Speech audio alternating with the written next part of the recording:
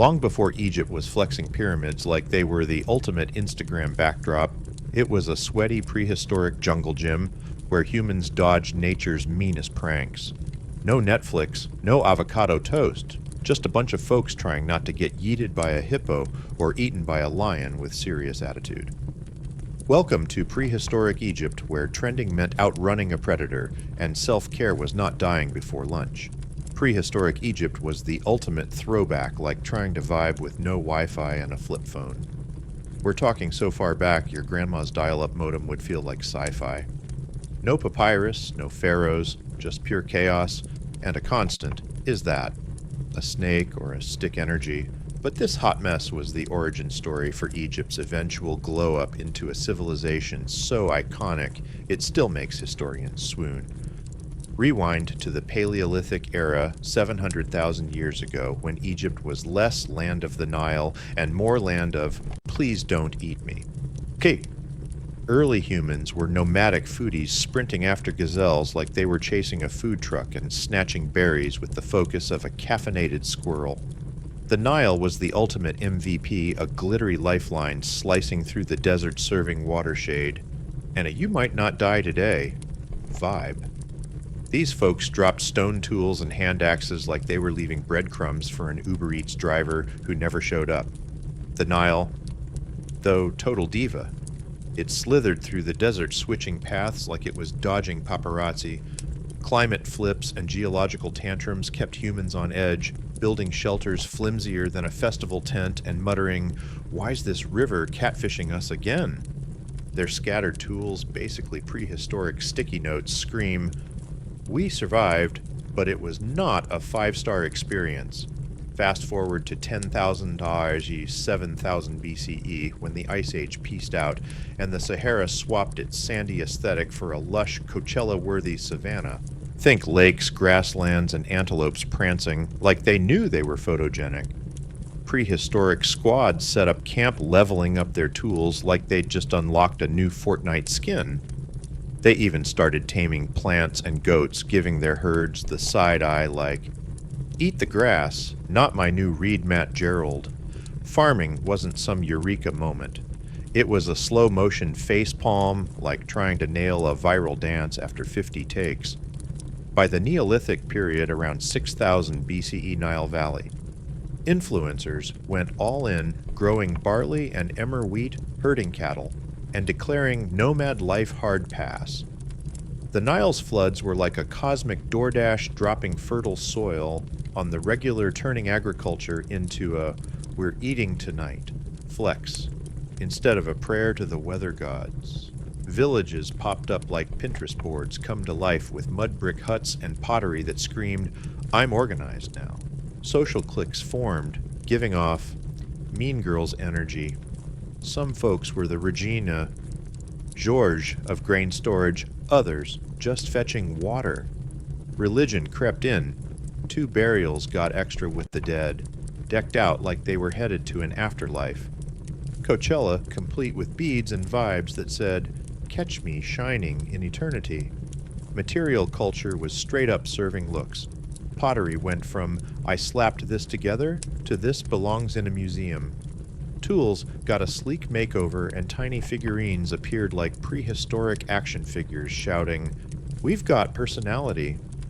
These weren't just trinkets, they were Egypt's first flex, like rocking a limited edition sneaker drop to shade your basic neighbors.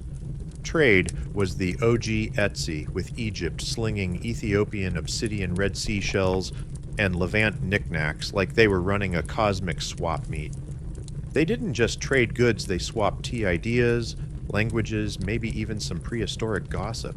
By 4000 BCE, Upper Egypt's Badari and Nakada crews were the cool kids setting the stage for Egypt's blockbuster debut as a unified civilization.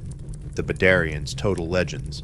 Their burials were like Met Gala after-parties with pottery so chic it could have starred in a Vogue spread, and copper tools screaming, "We're bougie." Now grave goods showed who was the VIP. Some got blinged-out send-offs. Others, just a nice try pat on the back. Cosmetic palettes and sparkly beads proved they were into glam, probably roasting their rivals' dollar store vibes. This was Egypt warming up for its close-up. When the Nakata squad took over from 4000 to 3000 BCE, Egypt chugged a Red Bull and hit hyperdrive. The Nakata period was like prehistoric Egypt, going from zero to influencer status. Chiefdoms strutted like startup founders, walled towns popped up like exclusive gated communities, and the earliest hieroglyphs appeared like ancient Snapchat filters. This was the pre-party for dynastic Egypt, and the guest list was stacked. Nakata was serving main character energy. Think Power Moves pottery with animal designs that screamed, "I'm artsy and deep," and religious symbols teasing gods who'd soon get their own fan base. Burials went full Hollywood stone tombs, painted pots, and boat carvings that basically said, "The Nile's my private yacht in life and death." These folks were already curating their afterlife aesthetic, ready to slay the eternal Gram. Power started getting its own hype squad. Ceremonial palettes and carved trinkets showed rulers smacking enemies like they were filming a prehistoric John Wick sequel. These smiting scenes were the ancient equivalent of a viral flex video, laying the groundwork for pharaohs to keep the tradition alive.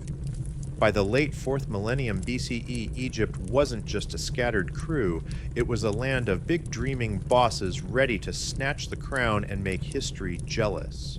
By the late 4th millennium BCE, Egypt was split into two spicy squads, Upper Egypt and Lower Egypt, like Team TikTok versus Team Reels. Both had their own drip upper with its desert swagger lower, with its delta vibes, but they were united by one thing, an unquenchable thirst for clout. Think chieftains strutting like Instagram influencers, militarized crews throwing shade, and social hierarchies so tangled you'd need a PowerPoint to keep up. Unification was looming, and it was about to get messier than a reality show finale. Merging Egypt wasn't a kumbaya campfire sing-along. It was centuries of sword-swinging trash-talking, and probably some sketchy papyrus contracts signed in bad faith. Enter Narmer, the ultimate prehistoric hype beast, who around 3100 BCE grabbed the mic and said, "Enough with this To Egypt nonsense." His Narmer palette is basically a Stone Age flex, showing him yeeting rivals and uniting the lands like he's closing a chaotic group chat. This was the official curtain call for prehistoric Egypt and the red carpet premiere of the dynastic era, where Egypt went from scrappy startup to global empire with main character energy. Don't sleep on the prehistoric OGs, though. Their grind obsessing over the Nile like it was their personal life coach, crafting burials fancier than a Coachella outfit, and scribbling proto-hieroglyphs like ancient emojis was the secret sauce for Egypt's dynastic glow-up. Without those sweaty millennia of trial error and questionable pottery choices, there'd be no pyramids to humble history, no Valley of the Kings to spook tourists, and no civilization to make us all wish we'd been born with a pharaoh's budget.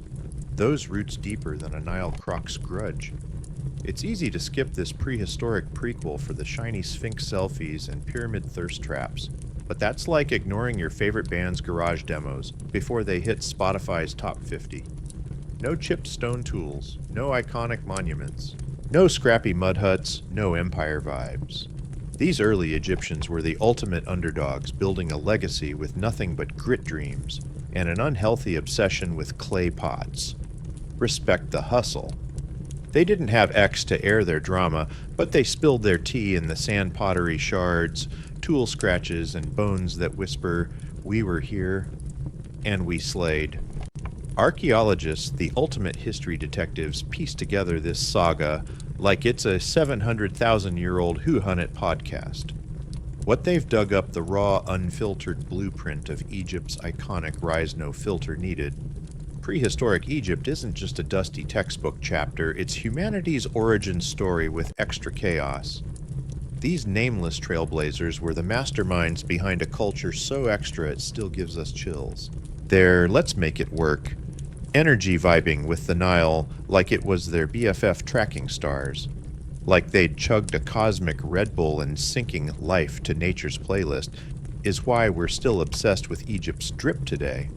They treated the Nile like a divine GPS, leaned into stargazing like ancient influencers, chasing clout, and built a spiritual vibe so strong it'd make a wellness guru jealous. That hustle laid the mental and cosmic groundwork for the Egypt we stand pharaohs, gods and temples so extra they'd have the Kardashians taking notes. Giving props to prehistoric Egypt isn't about nerding out over cave bros, it's about saluting humanity's knack for dreaming huge. These folks turned mud hope and some questionable survival choices into the foundation for an empire. And just like that, we slide into the early dynastic period 100 to 686 BCE, where myth and history start flirting hard, and Egypt's ready to drop its debut banger. Enter King Narmer, aka Menace the OG Unifier, with a vibe so big he probably had a hype squad and a papyrus vision board. His Narmer palette is a prehistoric press kit showing him rocking both Upper and Lower Egypt's crowns, like he's double dipping in royal sauce. This wasn't just a flex, it was the birth of the pharaoh, a divine CEO whose word was law and whose aesthetic was, "I'm basically a god. Deal with it." Unification wasn't a cute team-building retreat, it was Egypt leveling up to a centralized state like a startup landing a billion-dollar valuation. Narmer and his crew herded the warring factions like they were taming Pokemon, setting up governance, epic construction projects, and trade networks that'd make Jeff Bezos jealous. The pharaohs were now the main act, and the stage was set for iconic chaos. Memphis, the shiny new capital, was the ultimate power move, plopped right between Upper and Lower Egypt, like the neutral zone in a family feud. It was the HQ for trade bureaucracy and flexing unity with scribes, priests and officials scribbling like they were inventing the world's first corporate email chain.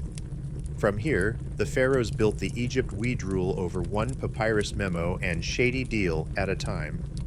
Picture Egypt in the early dynastic period around 100 Sutu, 686 BCE, when hieroglyphs burst onto the scene like the ancient equivalent of viral tweets, scratched onto tombs, seals, and pottery. These fancy squiggles weren't just decor, they were the OG Google Docs tracking taxes, prayers, and royal flexes. Religion wasn't a side gig. It was the group chat keeping this chaotic society from imploding with everyone, too scared to mute the notifications. The pharaoh. Not just a dude with a crown, he was Horus the Falcon god strutting like he'd just dropped a chart-topping single. Calling the king a living deity was like slapping a verified badge on his ego, uniting Egypt under a shared vibe. Our boss is divine, so don't even try to shade him. It wasn't just faith, it was PR genius locking in loyalty, like a cult-favorite influencer with no scandals. Temples and shrines popped up like overpriced coffee shops, each dedicated to gods who demanded constant worship to keep Egypt's prosperity on lock. The Nile was the ultimate VIP, a divine delivery service, dropping fertile soil and cosmic blessings. Its floods. Like a text from the universe saying, "You're still on my nice list. Mess up the cosmic order Maat, and you'd be groveling like you just sent a risky text to the wrong chat." Tombs got extra in this period, especially at royal hotspots like Abydos and Saqqara. Kings were buried in mastaba, tombs think flat-roofed bunkers with underground penthouses for the afterlife. These weren't just graves, they were eternal Airbnb listings complete with worship centers for posthumous fan clubs. The mini-burials of servants and officials around them, a grim flex that screamed, "Even in death my squads ride or die." Egypt was ready to go full iconic, and the pharaohs were just warming up. Early dynastic tombs were basically afterlife Amazon carts, overflowing with goodies, pottery bling weapons, and enough snacks to survive a cosmic road trip. This wasn't just quirky, it was the dress rehearsal for the pyramid flexes that'd make history drool. Kings like Jerden and Ka-Narmer's hype squad successors kept Egypt's state-building party popping, turning it into a regional boss while throwing shade at their neighbors, like they were roasting a bad TikTok trend. Military joyrides to Nubia and the Sinai weren't just for kicks, they were prehistoric Black Friday runs for gold, copper, and turquoise. Pharaohs hyped these raids on carvings posing like action movie stars, with captions like "I'm the GOAT bow-down trade" was also serving looks with Egypt importing cedar wood, shiny stones, and incense from the Levant, and Africa like they were curating a divine Pinterest board for the gods' VIP lounge. The early dynastic period was where myth and history started swapping flirty DMs. Tales of kings with god-tier DNA and superhero stunts were like ancient Marvel comics, half truth, half fanfic. These stories weren't just for bedtime. They were propaganda bangers convincing everyone Egypt was the eternal god-approved empire. The pharaoh's gig, keep Ma'at truth harmony, balance locked in like a cosmic project manager juggling vibes and dodging chaos alerts. Architecture was still in its cute but trying phase, but don't sleep on it. Mud brick buildings aligned with stars like they were following a divine Google Maps showed Egypt was already extra. Monumental art, with that iconic composite perspective heads sideways, torsos forward, was the ancient equivalent of a signature Instagram pose sticking around like low-rise jeans in the Y2K era. It was practical metaphysical and screamed, "My tomb's got eternal drip." The admin game got a glow-up with titles like Seal Bearer of the King and Overseer of the Granaries, handed out like Employee of the Month plaques to loyal bros. These early bureaucrats were the real MVPs, juggling crops, temples, and royal egos with the precision of a wedding planner dodging a bridezilla meltdown. Egypt was turning into a well-oiled machine, and these guys were the WD-40 keeping it smooth. State-sponsored building projects started flexing hard with corvée labor, aka volunteer citizens roped into bricklaying building temples and tombs like they were stuck helping their boss move on a Saturday. These projects screamed, "We're ready to go big," and set the stage for the Old Kingdom's pyramid obsession, where Egypt went from cute startup to architectural influencer with 1 million followers. The early dynastic period is still a bit of an archaeological Easter egg hunt, like piecing together a puzzle with half the pieces lost in the Nile. But what we've got: a society already slaying with complex social vibes, spiritual swagger, and art that'd make a modern designer quit in envy. This wasn't a rookie civilization. It was a power player sprinting out of prehistory with a divine chip on its shoulder and a papyrus to-do list. The seeds planted here sprouted into the Old Kingdom's pyramid-packed empire, but the early dynastic period was Egypt's breakout single, strutting onto the world stage like it knew it was born for the spotlight. The continuity of belief systems and sheer audacity from this era to Egypt's later bangers is wild, like a Netflix series that keeps you hooked without ever jumping the shark. Back in the early dynastic period, Thri 102-686 BCE, Egypt was cooking up the ultimate recipe for immortality, divine kingship afterlife obsessions, and a bureaucracy tighter than a tech bro's pitch deck. These weren't just vibes, they were the Wi-Fi signal beaming Egypt's soul to eternity. Even now, millennia later, we're still double-tapping their Instagram obsessed with a civilization that sprinted toward forever, like it had a divine deadline.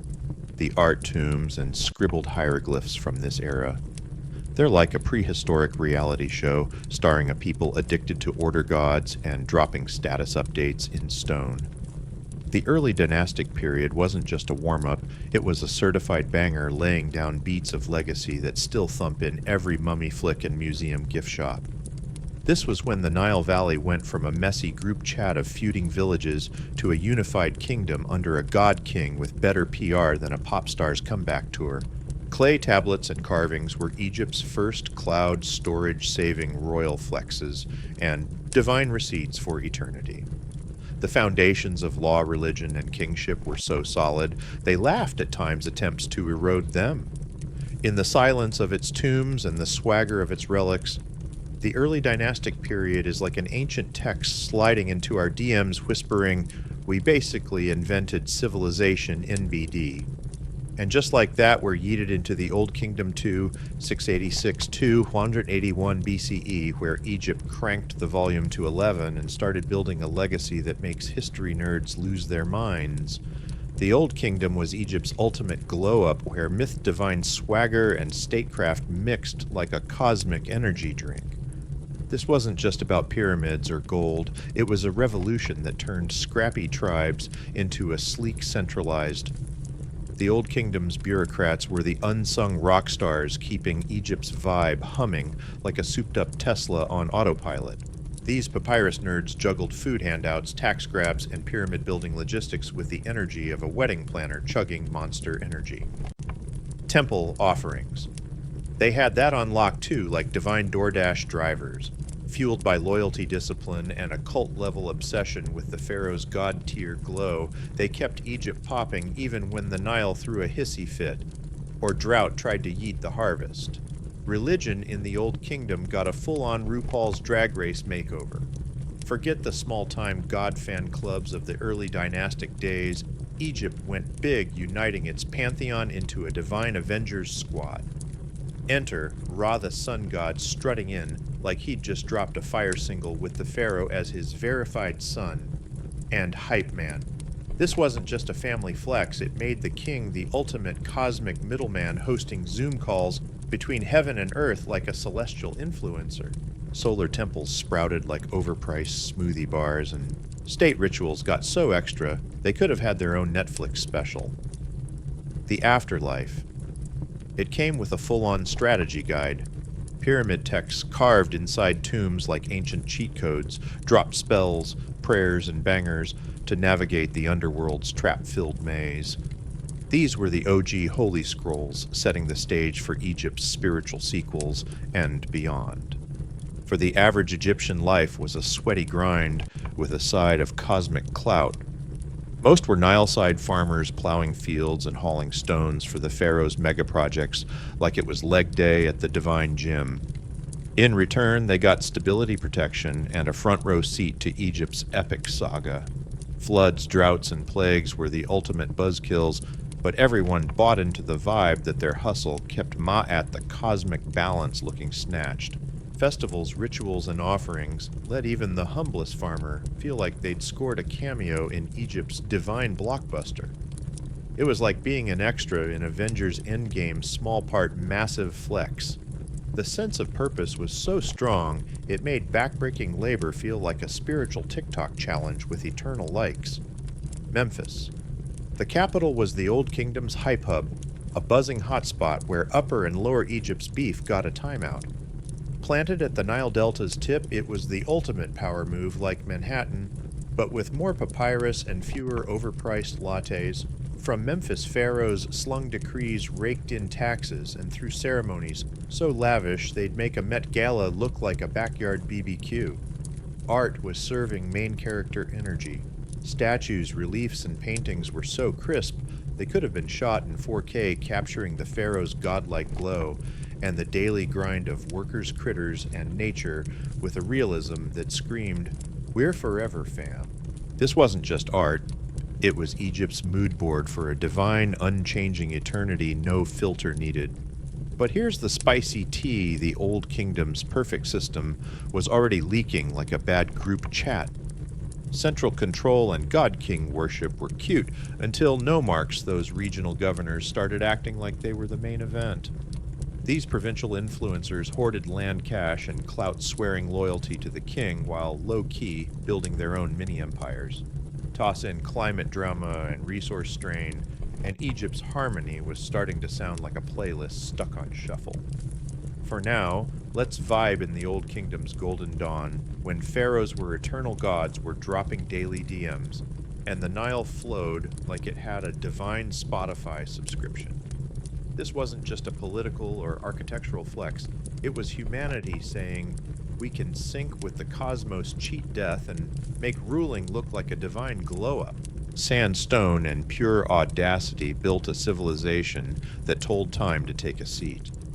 Every sunrise, as golden rays kissed the limestone sheen of fresh pyramids, it must have felt like Egypt had cracked the code to perfection. The pharaoh chilling on his throne wasn't just a ruler, he was the heartbeat of a sacred machine, glowing brighter than a viral Instagram reel and ready to trend for eternity.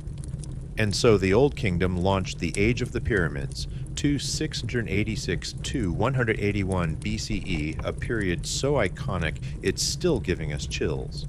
This was Egypt's golden era, where they didn't just build pyramids, they mastered the art of social flexing, divine ambition, and dropping monuments so extra they make modern skyscrapers look like dollar store knockoffs. The Giza Plateau's mega pyramids were the headliners, but this era was more than stone stacks. It was a cosmic collab of faith kingship and human hustle that churned out wonders. So wild, today's engineers are still DMing each other. Bruh. How the Pyramid Age wasn't just construction, it was Egypt shouting, "We're here. We're eternal, and we're serving looks." This was when religion, power, and architecture threw a rager so epic. The guest list included gods, kings, and every Nile Valley farmer with a dream. The result, monuments that still dominate our feeds, proving Egypt didn't just build pyramids, they built a legacy that's been trending for millennia. Welcome to the Age of the Pyramids, 2686–181 BCE, where pharaohs weren't just kings, they were cosmic influencers, gatekeeping. Men at the universal balance like divine project managers with a side hustle in eternity. These god kings weren't just ruling the Nile, they were securing the afterlife and Egypt's vibes, ensuring the world didn't crash like a bad app update. Talk about a glow up with stakes. This cosmic grind meant burials had to be extra AF. Pyramids weren't just tombs, they were spiritual SpaceX launches built to rocket pharaohs into eternal god mode. Their size and bling screamed bow down mortals while keeping the masses starstruck and loyal, like fans at a sold-out concert. The pyramid game changed forever around 2867 BCE when Pharaoh Djoser and his brainiac vizier Imhotep decided to yeet tradition into the Nile.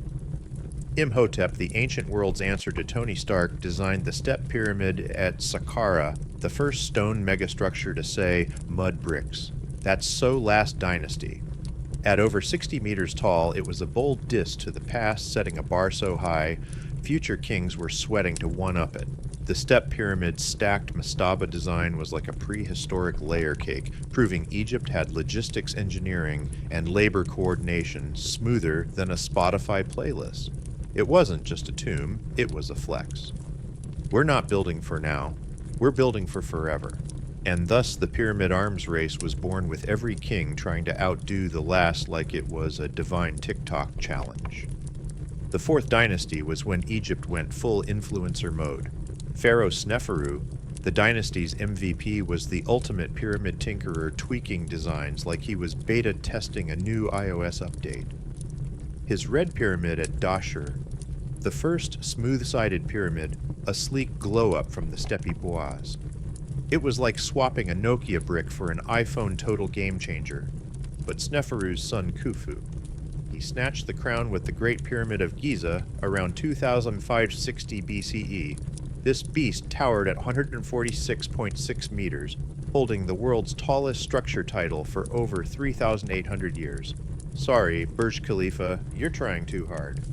Built with 2 million limestone blocks, each heavier than a Jim Bros protein shake, it's a precision masterpiece.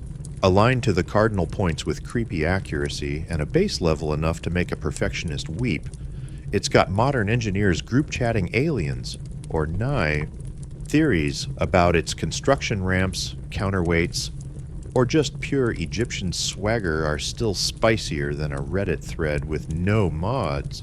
Khufu's son Khafre kept the family flex alive with his own pyramid, which looks taller thanks to its hilltop flex and glossy casing stones.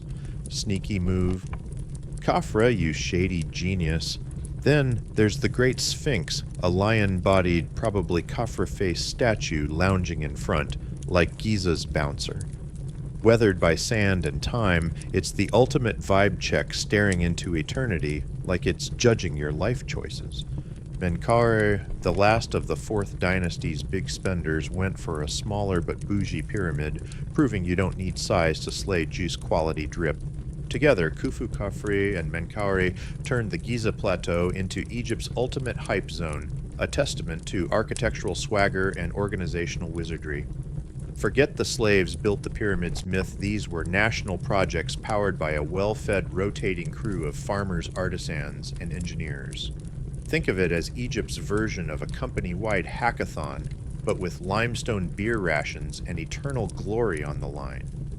The pyramid builders weren't just random grunts, they were living the ancient Coachella dream with catered meals, medical care, and cozy worker villages that'd make a modern festival camp jealous.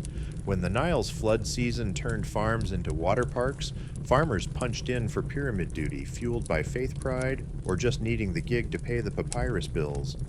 Either way, they were all in on the pharaoh's cosmic TikTok vision, stacking stones like they were chasing eternal likes. Those pyramids weren't just flexes, they were proof Egypt had its act together tighter than a Silicon Valley startup. Logistics nailed it. Hieroglyphs, popping off like ancient emojis, sculptures, and religious art. So extra they could have had their own Etsy shop.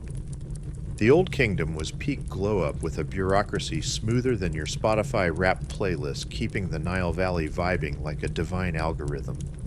Pyramids were the headliners, but the real party was the whole sacred setup temple complexes, causeways, and mortuary temples, turning Giza into a cosmic Disneyland. Every stone was placed with starry-eyed precision, like Egypt was building a 5D GPS for the afterlife. It wasn't just architecture, it was a celestial flex mapping the heavens for the pharaoh's eternal road trip. But here's the tea. All this bling came with a bill bigger than a Black Friday splurge on a maxed-out card. The resource drain and labor demands started pinching Egypt's wallet like a bad crypto investment. By the 6th dynasty, the cracks were showing. Nomarchs, those regional governors, were acting like TikTok influencers, hoarding clout and cash while swearing loyalty to the king. Central control. It was flickering like a Zoom call on bad Wi-Fi. The age of the pyramids, 686–181 BCE, was Egypt's ultimate hype era, but even the wildest parties crashed. By the 6th dynasty, the Nile started ghosting with weak floods, tanking crops, and sparking famines that hit harder than a 1-star Uber rating.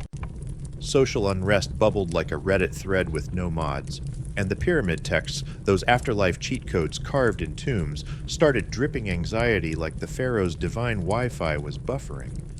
This chaos yeeted Egypt into the First Intermediate Period, a messy era of political drama that slammed the brakes on the pyramid rough.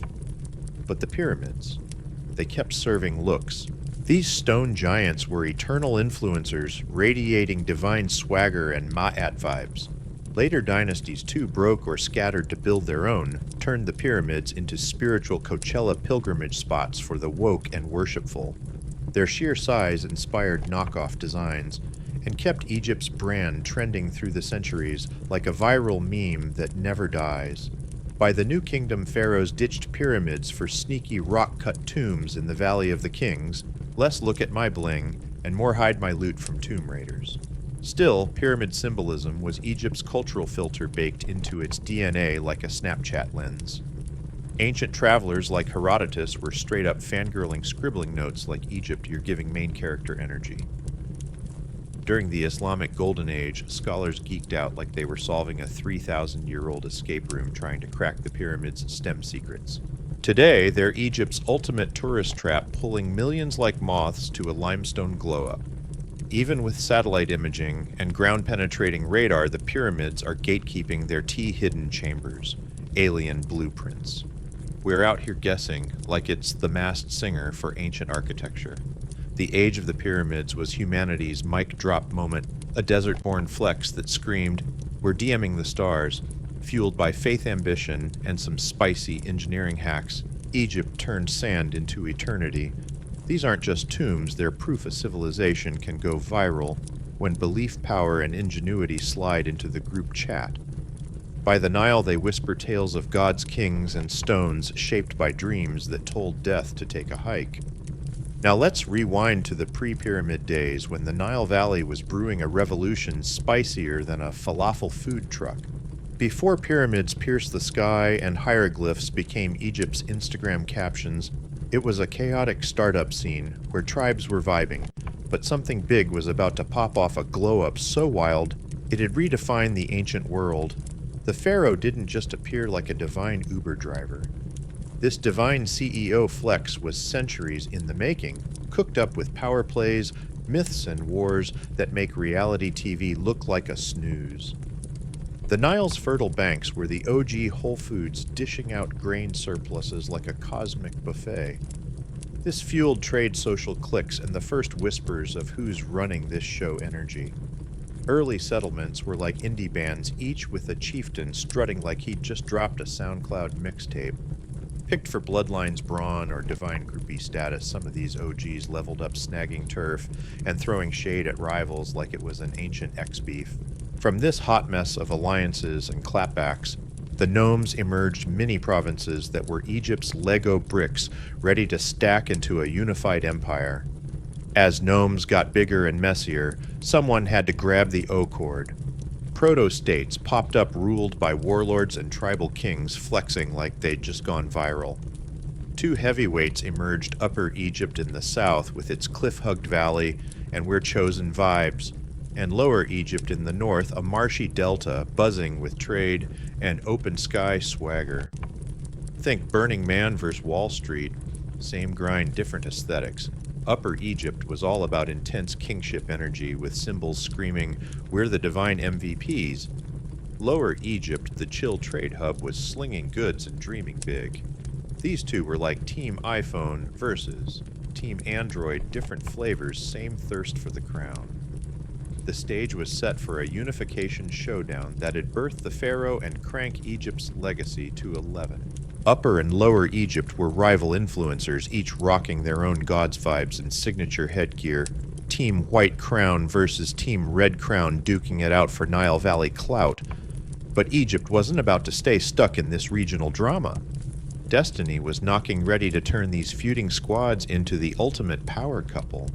Enter Narmer aka Minis, the mysterious OG who struts in like an ancient rock star with a divine playlist. Was Narmer one dude, or a composite of several kings? Doesn't matter, he's the face of unification around 3 to 100 BCE. Legend has it, he yeeted.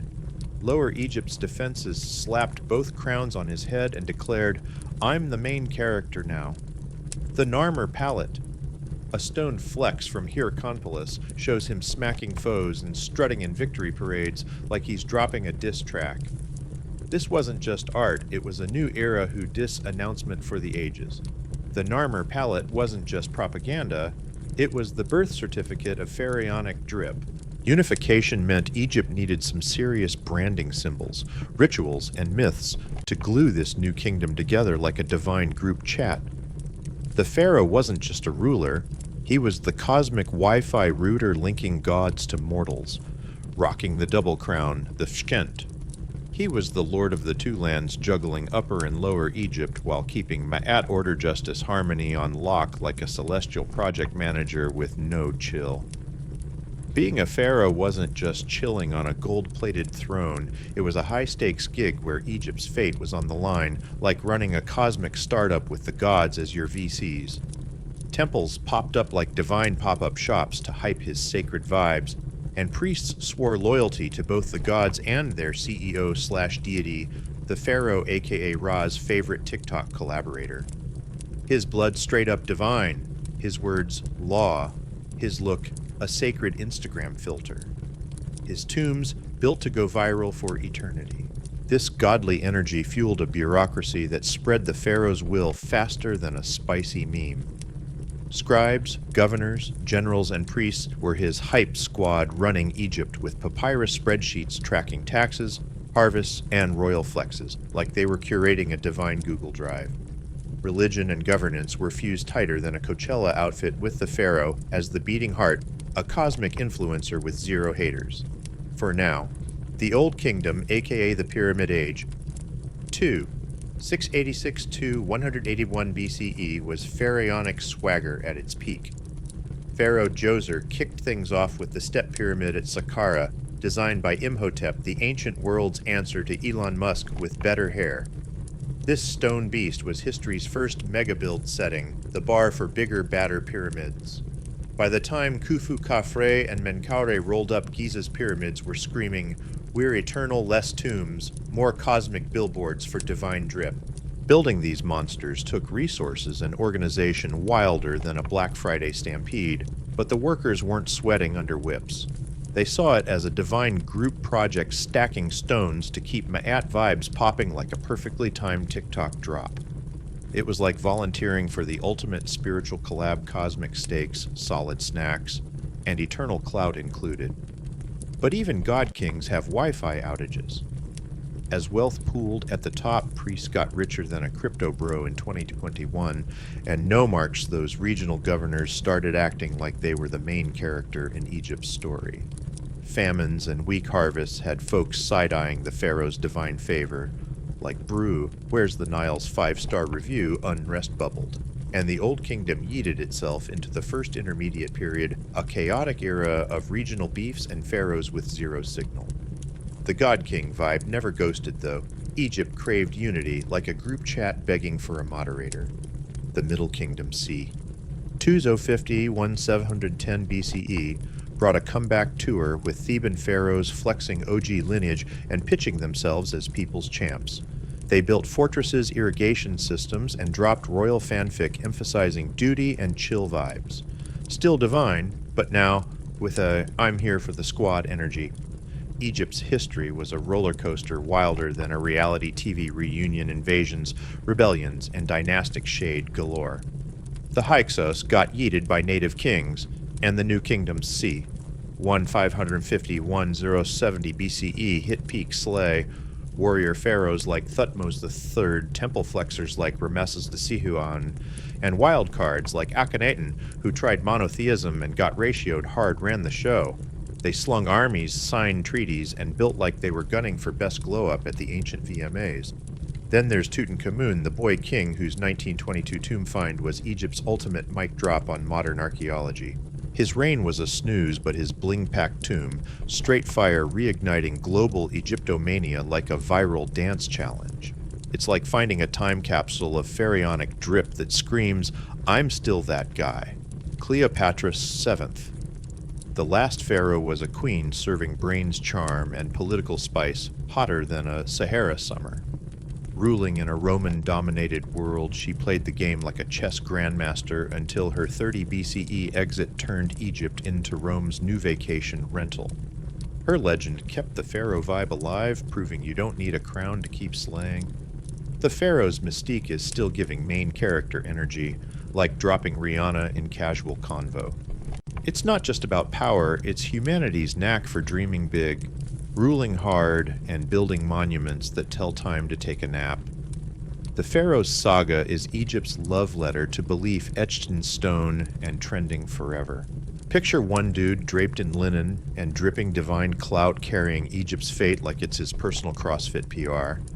The Pharaoh wasn't just a king, he was the cosmic Wi-Fi router channeling godly vibes to shape a nation's destiny.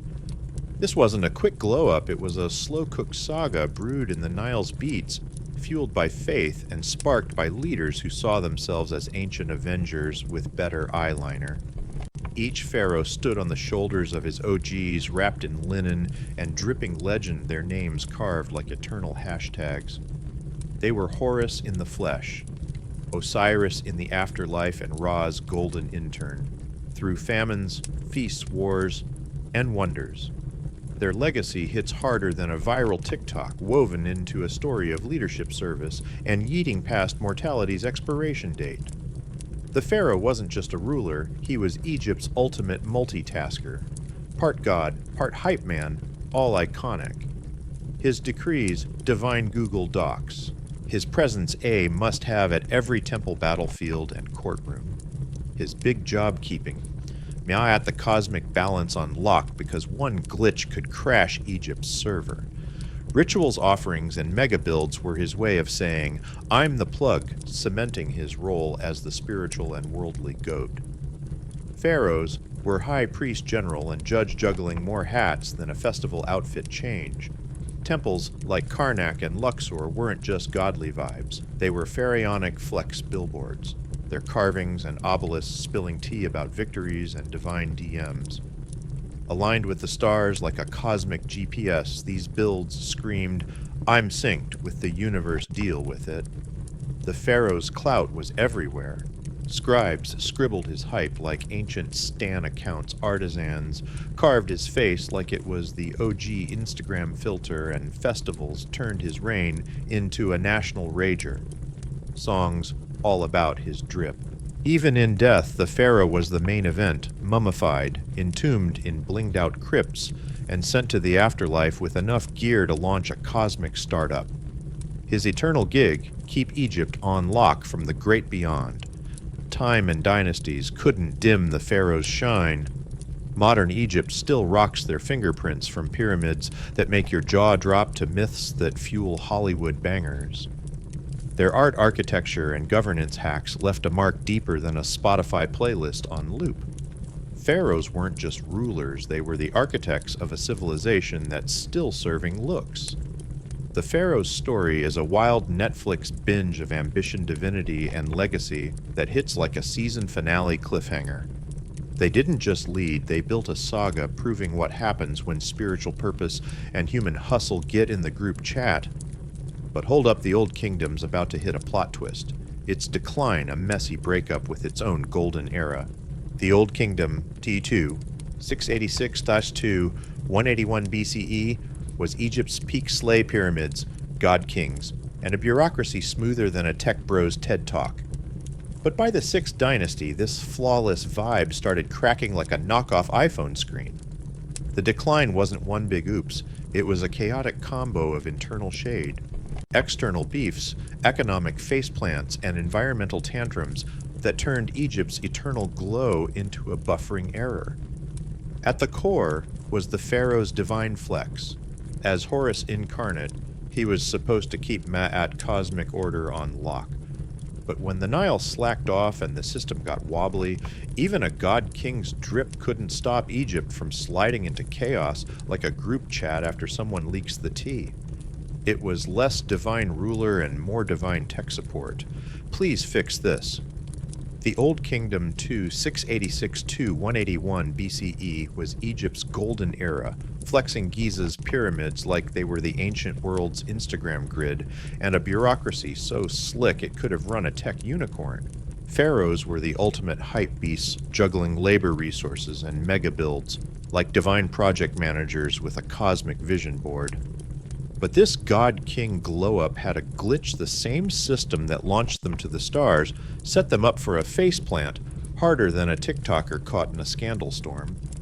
Enter the Nomarch's local governors who started as the Pharaoh's loyal hype squad, but ended up acting like regional influencers with their own Stan accounts. These guys turned their temp gigs into family dynasties, building mini-empires with land bling and clout. It was like giving your regional manager a company card, only to find them running a side hustle on Etsy. This slow-motion power grab was chipping away at the Pharaoh's vibes like a bad Wi-Fi signal. Then came the succession drama, spicier than a reality TV reunion. The 6th dynasty was serving longevity realness, with Pepi II, who allegedly clung to the throne for 90 years. Talk about hogging the spotlight, like it's the last iPhone drop. Sounds like stability, right? Nope. Pepi's marathon reign turned Egypt's leadership into a dusty relic, with court officials and advisors outliving him and scheming like they were on Survivor Nile Edition. The bureaucracy calcified faster than a spam folder, and factions popped off like group chat notifications gone rogue.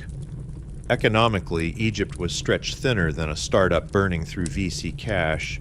Those dazzling pyramids and temples, they guzzled resources like a crypto bro at a NFT auction. Egypt's economy leaned hard on the Nile's floods, but when the river started ghosting, possibly due to climate change, it was like the internet cutting out mid-zoom.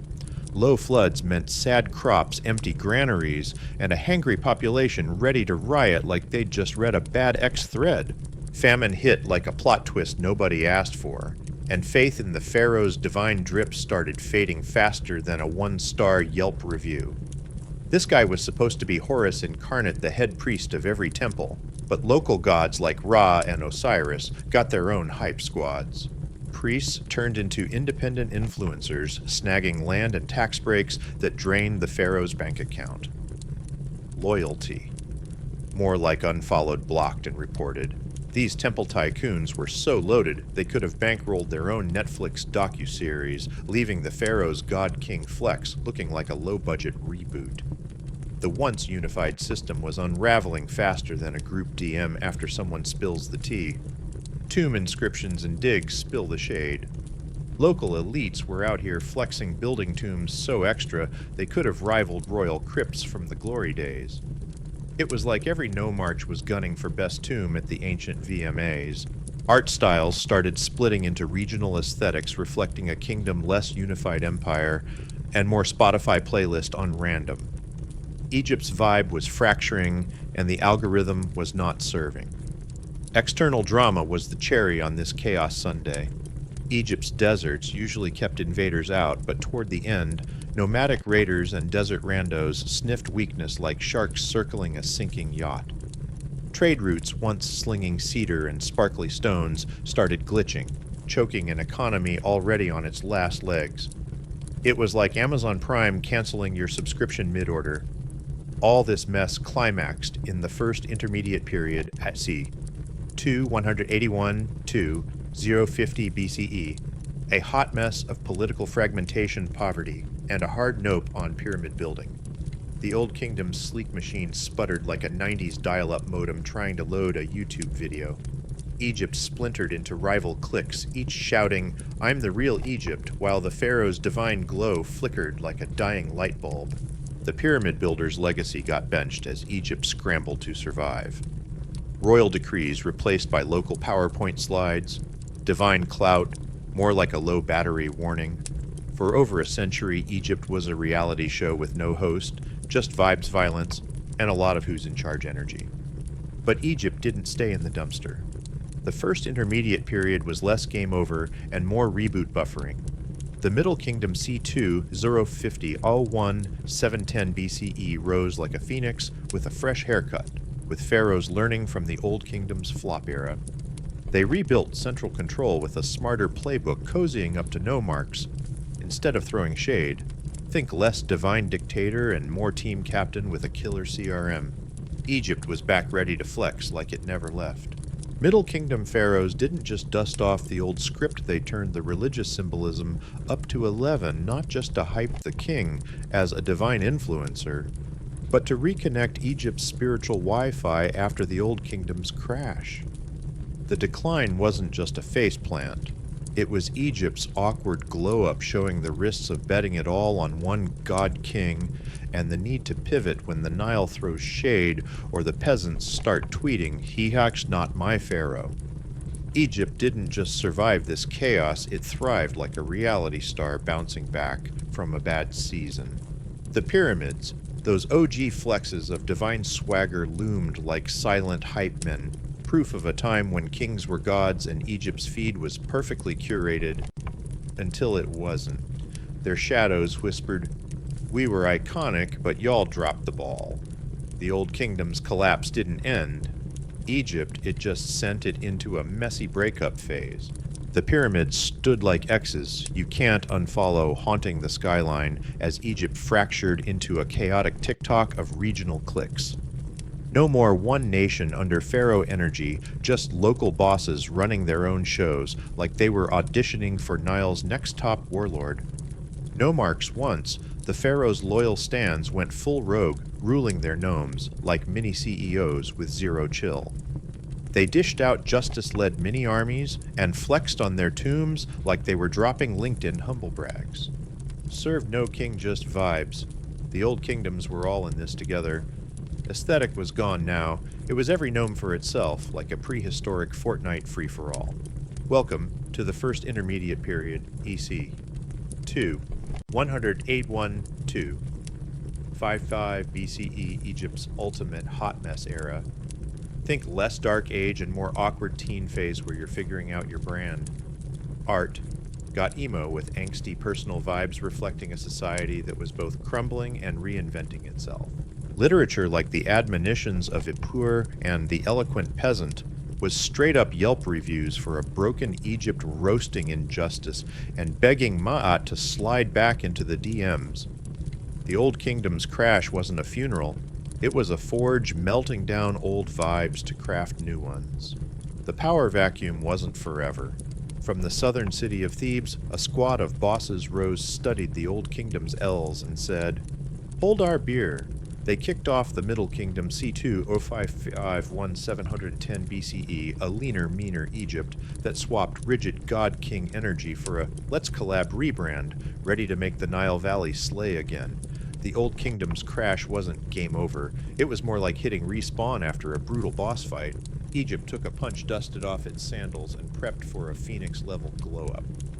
Let's dive into the first intermediate period where Egypt traded pyramid flexes for a regional hot mess that was equal parts chaos and creative hustle. The first intermediate period, C.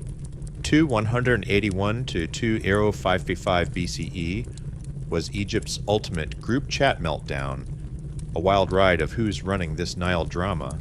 Think of it as Egypt's emo phase. Less look at my limestone and more everything's vibes and violence. But hold the tears. Recent hot takes say it wasn't all doom and gloom. This was Egypt's indie startup era, with local bosses dropping survival hacks and innovation like they were pitching on Shark Tank Ancient Edition. The chaos kicked off with the 6th Dynasty's slow-motion faceplant starring Pepi II, the pharaoh who clung to the throne for 90 years, like that one co-worker who won't retire even after forgetting their own email password. His marathon reign sounded like a flex, but it left Egypt's bureaucracy stuck in airplane mode. As Pepi aged into ancient meme status, nomarchs started ghosting the pharaoh, turning their gnomes into personal side hustles, with my rules, my vibes energy. When Pepi finally yeeted to the afterlife, there was no heir with enough clout to keep Egypt's group chat popping. The kingdom split faster than a reality show cast after finale night, with 2 main squads, Heracleopolis in Lower Egypt, 9th and 10th dynasties, and Thebes in Upper Egypt, 11th dynasty. These rival crews claimed the pharaoh title and spent a century throwing shade, scrapping for the crown like it was the last falafel at a food truck. But don't write Egypt off. This wasn't a total flop. Local rulers and communities stepped up like underdogs, stealing the mic at karaoke night. Life wasn't the Old Kingdom's glossy pyramid era anymore. It was gritty, regional, and full of "we'll make it work." Swagger like a startup pivoting after their app crashes on launch day. With no pharaoh flexing divine Wi-Fi to boss around mega projects or sling resources like an ancient Amazon Prime, the first intermediate period was peak you're-on-your-own energy. Local bosses turned their towns into mini-fortresses, commissioned tomb swag that screamed, "I'm that guy," and ran their gnomes like indie TikTok influencers. They didn't have the pharaoh's godly glow, but they were still serving looks and calling shots like they owned the Nile. Tomb inscriptions, pure LinkedIn, flexes dripping with my gnome, my legacy vibes. Forget bowing to a central king. These nomarchs were hyping their own brands, building tombs that said, "Catch me shining without a pharaoh." Egypt went from one unified aesthetic to a chaotic playlist where every gnome had its own Spotify Wrapped. Economically, Egypt was riding the struggle bus. The Old Kingdom's collapse tanked trade routes and farming like a bad iOS update. Famine hit hard early on thanks to the Nile ghosting with irregular floods. When the river didn't deliver its annual soil smoothie, crops flopped, bellies growled, and the vibes turned apocalyptic. Texts like the admonitions of Ippur read like X-rants about a dystopian Egypt lawlessness, suffering, and shade so thick it could have gone viral. Sure, some call it poetic exaggeration, but it nails the everything's on fire mood. Don't sleep on this era, though it wasn't all doom scrolling. Freed from the Old Kingdom's stuffy art rules, local artisans went rogue, crafting tomb decor with "This is my truth" energy like Etsy sellers with a chip on their shoulder. Wisdom texts and laments popped off, spilling tea on morality and society like ancient think pieces on Medium. This was Egypt's artistic glow-up, giving non-royals a mic to drop their hot takes. Religion got a remix, too. The OG gods like Ra stayed in the group chat, but local deities started stealing the spotlight like SoundCloud rappers. Regional bosses spruced up temples to flex their piety, screaming, "I'm legit." In Thebes, Amun was rising like a viral track prepping for his new kingdom headliner status. Faith went DIY with each gnome praying to their own divine hype squad, like a spiritual free-for-all. Amid this regional ruckus, Thebes was quietly plotting its main character arc. The 11th dynasty's Theban rulers, led by Mentuhotep II, started throwing hands northward, taking on Heracleopolis's rival crew. This wasn't just a turf war, it was a battle for the true pharaoh crown, with both sides claiming they'd restore Ma'at the cosmic order Egypt was so over-losing. Mentuhotep II was like, hold my papyrus. I'm about to end this drama. Mentuhotep's hustle paid off, reuniting Egypt around 2055 BCE and kicking off the Middle Kingdom like a season premiere. His reign was hailed as a stability comeback, earning him second founder clout, like Narmer's hype man, with a fresh playlist. But this wasn't a lazy reboot. The first intermediate period's chaos left scars shaping a Middle Kingdom that was less God-King or bust, and more, let's not crash the server again. The Middle Kingdom wasn't just a Pyramid Flex revival, it was a cultural banger with a side of we learned our lesson.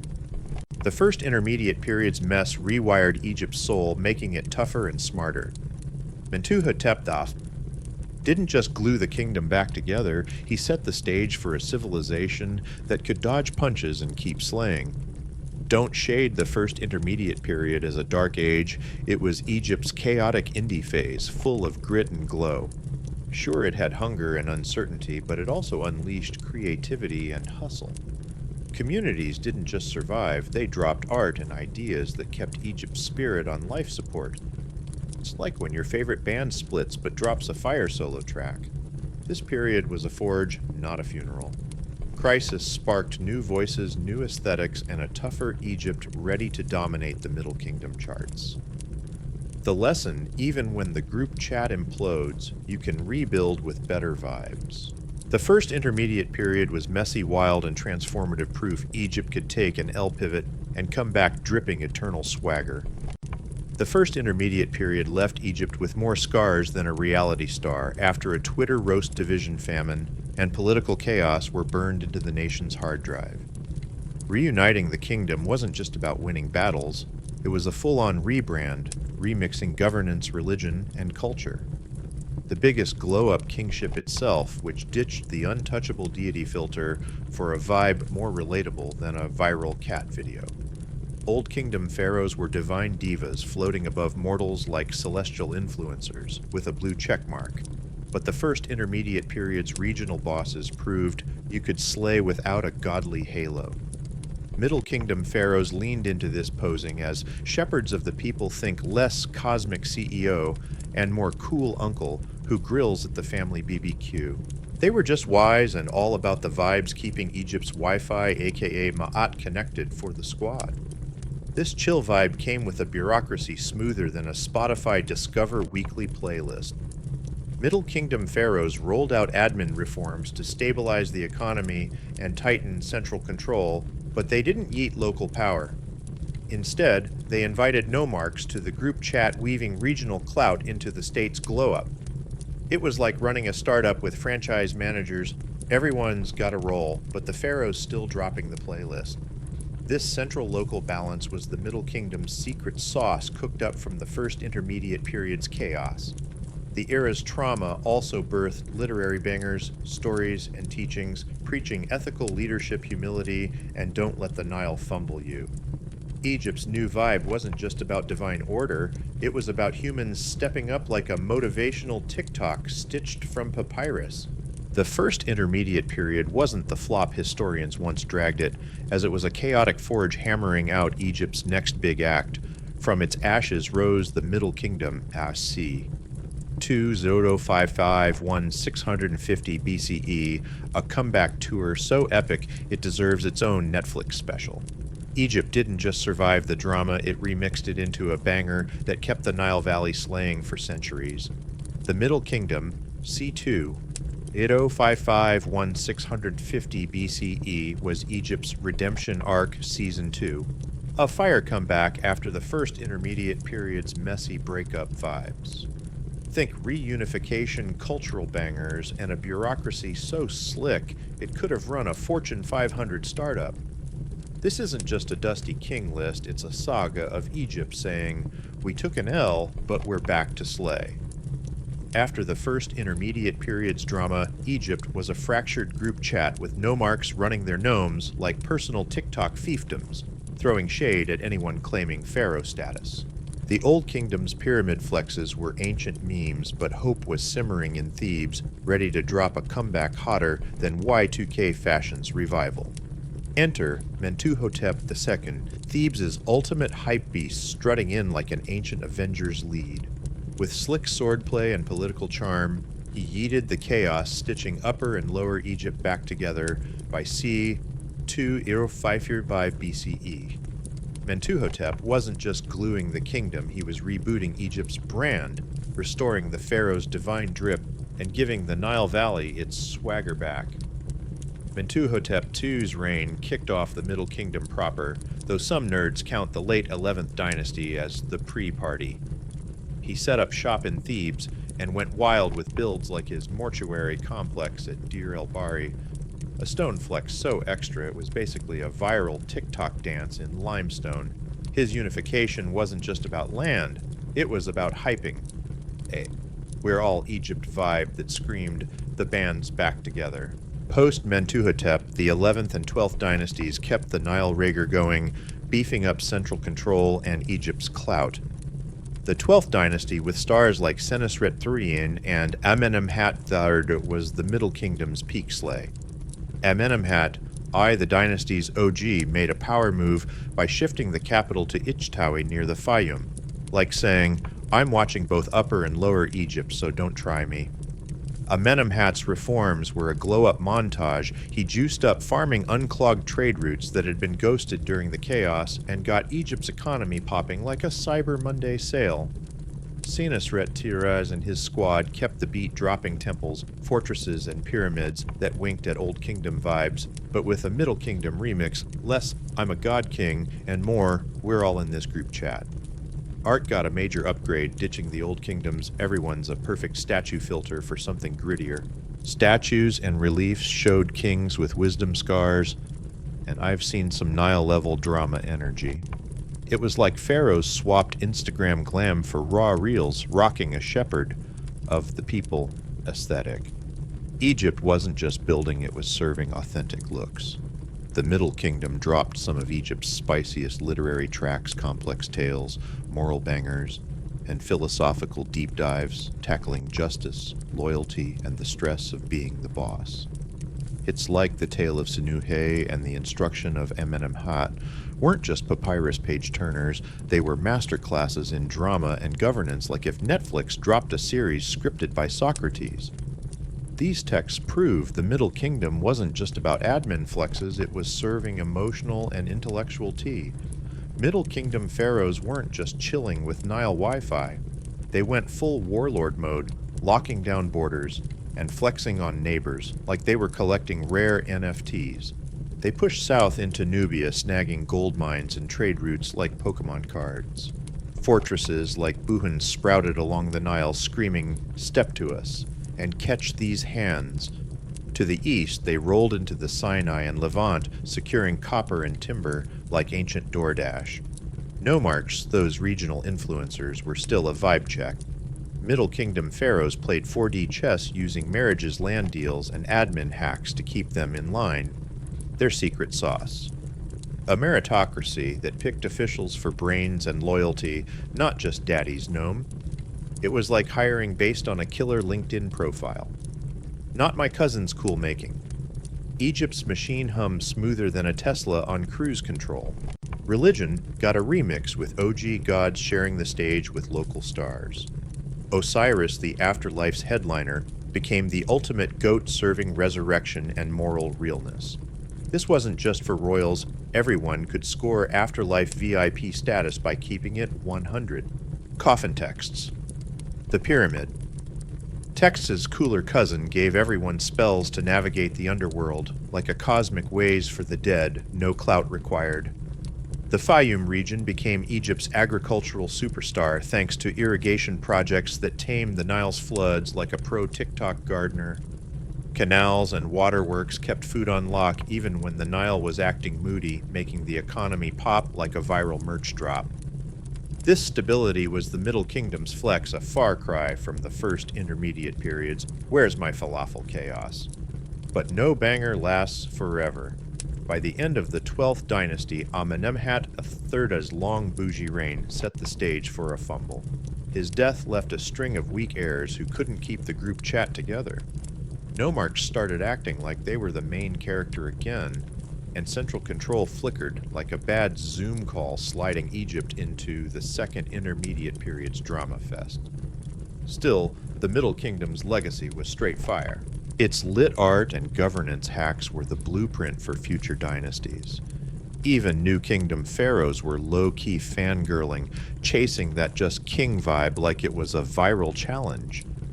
The Middle Kingdom wasn't just a comeback, it was Egypt picking up the pieces and dropping a vibe so strong it echoed like a Spotify banger for centuries. From the first intermediate period's ashes, the Middle Kingdom proved Egypt's spirit was tougher than a Nokia 3310 dropped in the Nile. It took a shattered kingdom, and with grit brains and a splash of divine drip turned it into a civilization that laughed at chaos. This was resilience meets renaissance, a glowing flex of humans, rebuilding, creating, and betting big on the next drop. The golden age of the Middle Kingdom C. 2 Euro 51 710 BCE was Egypt's ultimate slay fest, a dazzling era of culture stability and Nile Valley swagger. After the first intermediate period's hot mess, this was Egypt's comeback tour dripping with confidence, creativity, and political muscle that left a permanent mark on the historygram. This wasn't just about kings stacking stones. It was a cultural reboot, so fire, it could have had its own Netflix special. The Middle Kingdom took Egypt's breakup vibes and spun them into a unified banger with pharaohs, poets, and builders vibing like a dream team dropping a chart-topping collab. The Golden Age was when Egypt found its groove-blending order with innovation and chaos with hope. It's not just a chapter of pharaohs and pyramids, it's proof that even after a crash, humanity can remix, rebuild, and drop a legacy that stays trending for millennia, no algorithm required. Picture the Middle Kingdom C2 Shioro Fafter C1, 710 BCE as Egypt's comeback tour season. 2 rising from the first intermediate period's chaotic breakup vibes like a phoenix dropping a fire Spotify playlist. This wasn't a lazy reboot, it was a dazzling renaissance with Egypt strutting back onto the ancient world stage like a diva fresh from a glow-up montage. Leading the charge, Mentuhotep II, the 11th dynasty pharaoh who stitched Egypt's drama together and yeeted disarray like a bad TikTok trend. After years of regional shade and political beefs, Mentuhotep II reunited Upper and Lower Egypt, turning a fractured group chat into a unified banger. Parking the capital in Thebes, he wasn't just grabbing power, he was screaming Egypt's back, and we're serving looks. Scarred by past chaos, the new squad built a system tougher than a Nokia 3310 with admin hacks designed to keep the vibe stable and the Nile popping. A souped-up bureaucracy ran the show like a startup with unlimited Red Bull juggling taxes, resources, and justice with the finesse of a project manager on a caffeine bender. This glow-up sparked an economic boom. The Middle Kingdom turned the Nile's floods into an agricultural superpower with irrigation hacks that'd make modern farmers slide into their DMs. The Fayum Basin flipped from desert to farmland faster than a viral before and after reels. These weren't just crops, they were royal flexes shouting Ma'ats, my co-star trade routes, went global, linking Egypt to Nubia's gold mines, the Levant's timber stashes, and Red Sea ports dripping with incense ivory, and exotic pets like it was an ancient Amazon Prime Day. This wasn't just shopping, it was a cultural swap meet with ideas flowing like notifications after a viral post. The Middle Kingdom wasn't vibing in a bubble, it was networked thriving and serving international realness. Culturally, this was Egypt's Coachella for lit and art. Unlike the Old Kingdom's pharaoh or bust Snooze fest, Middle Kingdom stories got deep. Texts, like the tale of the shipwrecked sailor and the eloquent peasant, were straight fire tackling justice, survival, and human feels with vibes that hit harder than a group therapy sesh. These weren't royal hype tracks, they were everyman anthems resonating like a viral X thread with 10K retweets. Wisdom Lit dropped truth bombs like Papyrus TED Talks, preaching leadership humility and life's Wi-Fi is temporary. Meanwhile, architecture was serving looks with soul. Temples, chapels, and rock-cut tombs at spots like Beni Hassan ditched Old Kingdom's bigger is better for precision and personality. Tombs were decked with scenes of farming, hunting, and rituals like ancient Instagram stories spilling tea on Egyptian dreams and nightmares. These snapshots weren't just decor, they were Middle Kingdom mood boards. Pharaohs swapped the untouchable God King filter for a relatable vibe like influencers, actually replying to DMs. Kings like Senusret. I Amenemhat. I and Senusret III weren't just warlords, they were people's champs. The instruction of Amenemhat. Part royal memoir, part dad vlog serving strategic brainpower with a side of don't trust your court bros. Senusret III was the Middle Kingdom's MVP, a military beast and admin wizard. His Nubian campaigns locked down Egypt's southern border and trade routes, keeping the gold flowing like a crypto bull run. Back home, he clipped the Nomarch's wings, centralizing power to dodge another First Intermediate Period train wreck. It was like resetting the group chat's admin perms, nobody's going rogue on his watch. In the Middle Kingdom's Golden Age C2, Eo Fifi Wamwan, 710 BCE religion got a glow-up that screamed relatable. Sure, the pharaoh was still the cosmic Wi-Fi router linking gods to mortals, but regular Egyptians started vibing with spirituality like it was their personal mindfulness app. Tomb inscriptions and votive offerings were popping off, shouting the gods follow me back proof. Even the Nile's everyman was in the divine DMs. Osiris, the afterlife's headliner, became Egypt's hottest deity, serving rebirth and moral realness like a cosmic life coach. Everyone was obsessed with death like it was the ultimate TikTok challenge. Burial rituals went mainstream, with non-royals snagging royal-grade spells, like getting VIP passes to an exclusive afterlife rave.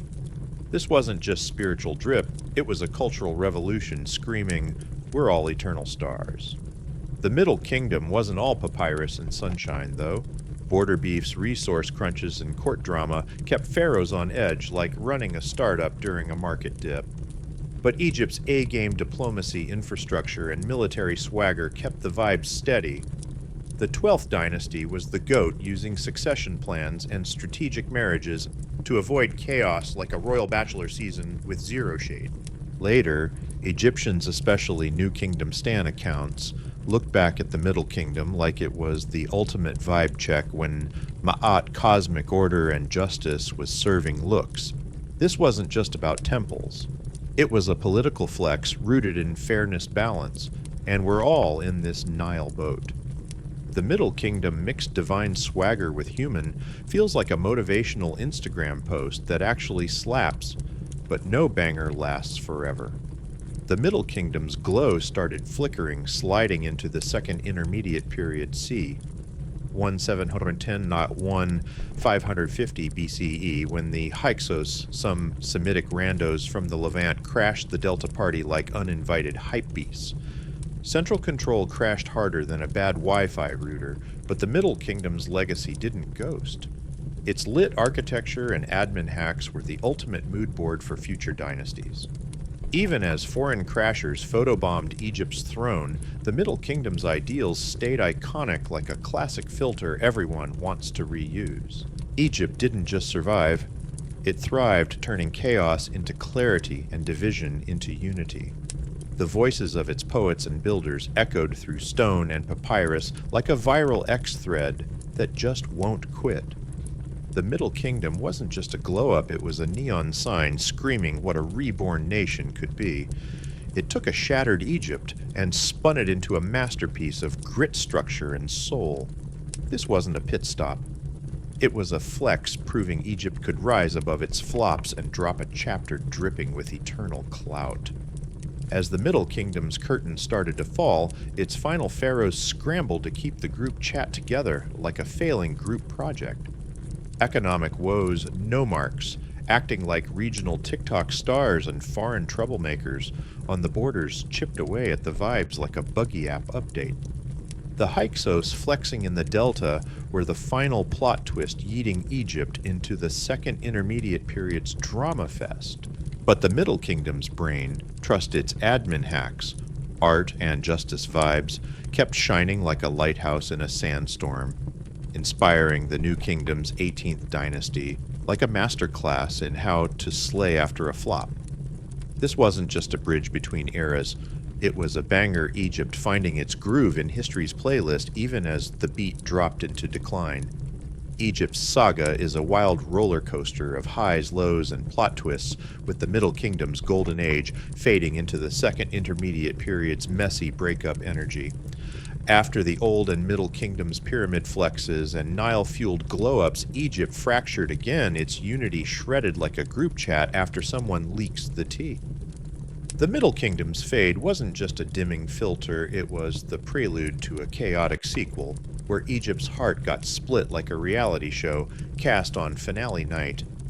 The Second Intermediate Period C, 1710 E to 1, 550 BCE, was Egypt's ultimate hot mess era, a chaotic group chat meltdown with decentralization division and the Hyksos crashing the Delta like uninvited hypebeasts at a Nile rager.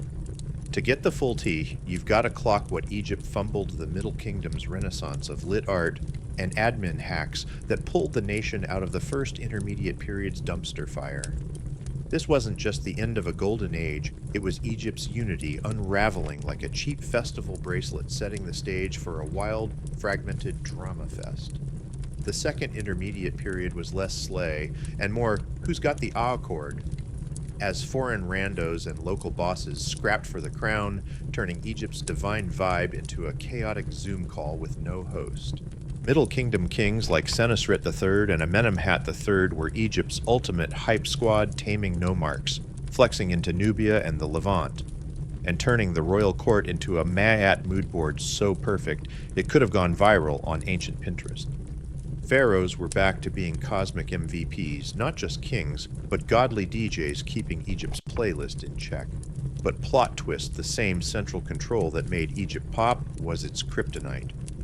When strong pharaohs got swapped for a string of who invited this guy successors, the kingdom's engine started coughing like a 90s dial-up modem trying to load Netflix. The bureaucracy, once a sleek dream team, bloated up like a spam folder and got shadier than a sketchy group DM.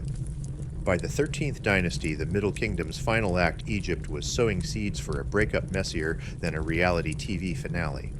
Kings swapped thrones faster than TikTok trends, screaming instability louder than a bad mic at karaoke night. The economy was stretched thinner than a startup's budget. Nile floods were ghosting like a bad Tinder match, and nomarchs were back to acting like regional influencers with zero chill. Egypt's unity was fraying like a knockoff toga. Nomarchs once kept on a leash went full rogue, turning their provinces into mini-kingdoms and side-eyeing the pharaoh like, "You're not my boss." The state was fracturing faster than a group chat after someone leaks the screenshots. But the real drama of the Second Intermediate Period foreigners crashing the Nile Valley party, and they weren't bringing snacks. Enter the Hyksos, a Semitic crew from the Levant who slunk into Egypt's northeast like uninvited randos at a VIP rave. Starting as traders and settlers, they sniffed out Egypt's vibes were off and went full glow-up, seizing the eastern delta and setting up their own dynasty in Avaris. These rulers of foreign lands, Hyksos, aka Egyptian Shade, for who are you, were Egypt's ultimate plot twist, turning the Nile into their personal Airbnb. The Hyksos takeover was a cosmic yawn for Egyptians, foreigners ruling from inside Egypt. It was like aliens hijacking the Sphinx, unthinkable and straight-up blasphemous. Their presence wasn't just a political L, it was a Ma'at-shattering vibe check that had Egyptians clutching their papyrus like not on my Nile. To be fair, The Hyksos brought some spicy tech horse-drawn chariots, the ancient Tesla Cybertruck bronze weapons, fortified cribs, and even new bangers for the playlist. But their foreign drip didn't win hearts. Egyptians saw them as gatecrashers stealing the pharaoh's spotlight. The trauma of Hyksos rule burned so deep, it haunted texts for centuries, like a breakup song stuck on repeat. In Upper Egypt, Thebes was brewing a rebellion hotter than a viral X-roast. The 17th dynasty, a squad of local warlords-turned-kings, started building their crew, fueled by a sacred mission to yeet the Hyksos and restore Egypt's drip. This wasn't just about turf. It was about snatching back Ma'at and proving Egyptian culture was still the main character. Thebes leveled up its military game driven by not-in-my-house energy. Skirmishes escalated into full-on warfare with Theban kings throwing hands like they were auditioning for Nile Endgame. The final bosses, Sekenenre, Taukamose, and Amose, who went beast mode on the Hyksos like they were clearing a raid boss. Amose's ultimate dub, capturing Avaris and kicking the Hyksos out, ended the second intermediate period and launched the New Kingdom C, 1550 BCE like a season premiere. This wasn't just a military W, it was a symbolic mic drop. Egypt had survived its darkest hour since the first intermediate period, emerging reborn like a phoenix with better Wi-Fi and a grudge. The Hyksos trauma gave Egypt trust issues with later texts dragging them as the ultimate cautionary tale, stay unified. Or foreigners will crash your vibe. But Shade, aside the second intermediate period, wasn't just a flop, it was a glow-up in disguise. The Hyksos' chariot tech became Egypt's secret sauce, and the decentralization forced Thebes to innovate governance and military drip planting seeds for an empire that'd make history stand. The second intermediate period, 1710 550 BCE, was Egypt's chaotic remix, like a DJ spinning a wild track of adaptation and transformation. The Hyksos gate-crashed the Nile's VIP party, but they accidentally handed Egypt the tech to drop a New Kingdom banger. This era was messy, spicy, and proof Egypt could turn a fumble into a comeback so iconic it trended for centuries. Think of it as a wildfire torching a forest total chaos, but it cleared the way for the New Kingdom's imperial glow-up. Sometimes you gotta nuke the group chat to rebuild it stronger. The slide into this hot mess wasn't a dramatic cliff dive. It was a slow, sandy creep, like your phone dying mid-TikTok binge, burying the Middle Kingdom's order under a pile of who's in charge vibes. The 13th dynasty tried to keep the Middle Kingdom's sparkle, but it was like slapping a fading filter on a blurry selfie. Kings swapped thrones faster than viral dance challenges, some ruling shorter than a Reels loop, their tombs downgraded to budget Airbnbs compared to pyramid penthouses. It was a week, we're still here. Flex, but the clout was ghosted, Ichitawi. The Middle Kingdom's shiny capital lost its main character energy, while nomarchs turned their provinces into personal TikTok fiefdoms, acting like influencers with zero loyalty. Egypt wasn't a unified banger anymore. It was a chaotic Spotify playlist of competing gnomes, each blasting their own track and beefing over who's the headliner. External drama piled on like notifications after a viral post. In the south, the Kingdom of Kush was like, we're done being Egypt's gold mine sidekick. Nubian bosses, probably descendants of Egypt's old vassals, started flexing northward, snatching turf and crowning their own kings. Egypt's borders, once locked down by a unified squad, were now leakier than a group chat with no admin. Meanwhile, the Hyksos Semitic migrants from the Levant were stirring the Delta pot. Forget the old barbarian invasion shade. These guys slunk in over time, starting as chill traders and settlers. But as Egypt's central Wi-Fi crashed, they leveled up, turning their Delta cribs into fortified cities, and snagging royal titles like they were collecting rare NFTs. Avaris, their Delta HQ, was a cosmopolitan flex-think ancient Dubai, buzzing with Near Eastern trade, and dripping in Egyptian Levantine hybrid drip. Pottery and architecture screamed cultural remix. But to Egyptians it was like pineapple. On pizza rich, but wrong. The Hyksos' rise wasn't just a power grab, It was a vibe shift that had locals clutching their papyrus in horror. Egyptian scribes threw shade, accusing the Hyksos of temple trashing and god-mocking like they were ancient ex-cancel culture warriors. Was it truth or propaganda to hype later pharaohs? Either way, the Hyksos were Egypt's ultimate "not my pharaoh" moment, a cosmic glitch that had Thebes fuming and plotting a clapback. In Thebes' Upper Egypt stronghold, a rebellion was brewing spicier than a viral roast thread. The 17th dynasty, starting as scrappy warlords, claimed the pharaoh title and leaned hard into Middle Kingdom vibes, language, religion, all the classics, but with a gritty "we're snatching this back edge." Their inscriptions, "Less let's build a temple and more time to yeet these randos," like a divine mission statement for a Nile reconquest. For Theban kings, the Hyksos weren't just political shade, they were a middle finger to Ma'at Egypt's sacred balance. The land of the gods was getting gate-crashed, and Thebes was ready to throw hands. They bided their time, grinding power like a gamer prepping for a final boss fight. Thebes became Egypt's resistance HQ, a hub of native swagger in a fractured land. These 17th dynasty rulers got militarized and pragmatic, ditching lavish festivals for fortifications and campaigns. They weren't just fighting for turf, they were fighting for Egypt's soul, ready to restore the Nile's divine playlist. The turning point was Sekenenre Tau, a Theban king whose mummy tells a savage tale, his skull's battle scars scream, went out swinging, probably scrapping, with Hyksos goons. His brutal end wasn't a loss, it was rocket fuel for the rebellion, like a martyr's post blowing up on X. Sekenenre's son Kamosi grabbed the torch and ran launching raids on Hyksos turf and roasting his advisors for tolerating foreign rule like he was dropping a diss track. Kamosi's campaign was a partial W, but it set the stage for the main event like a killer opening act. Enter Amos Kamos's younger bro and Egypt's ultimate comeback king. Amos wasn't just a warrior, he was a unifier, the Avengers-level pharaoh who ended the Second Intermediate Period. He reorganized the military, swiped Hyksos tech like chariots and composite bows, thanks for the drip invaders, and launched a surgical campaign to snatch back the Delta. Avarice fell, the Hyksos got yeeted, and the new kingdom's C1 550 BCE dropped like a season premiere.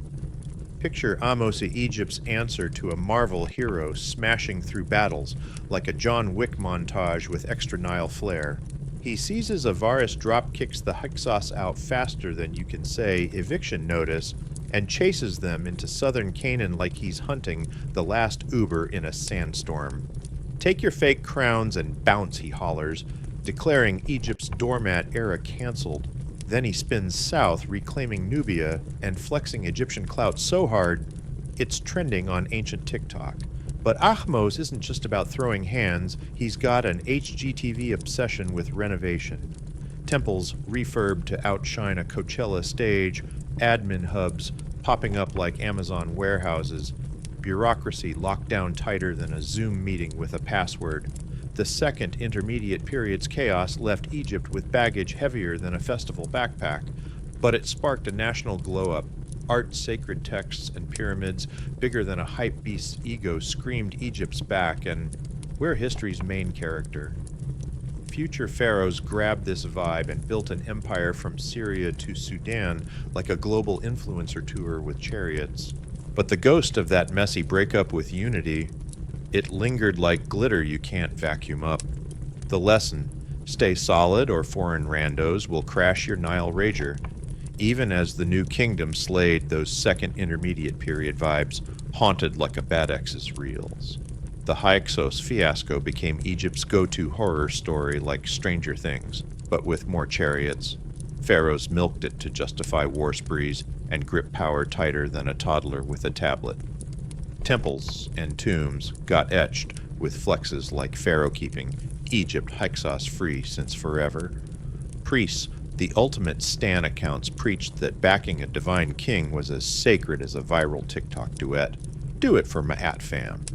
Egypt started posing as the ancient world's VIP, a blessed oasis in a sea of chaotic wannabes like LA surrounded by strip malls.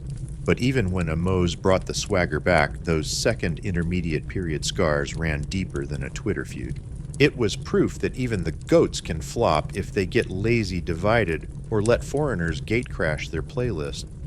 That Hyksos trauma was Egypt's emotional carry-on, shaping everything from propaganda to army glow-ups and even their divine group chats.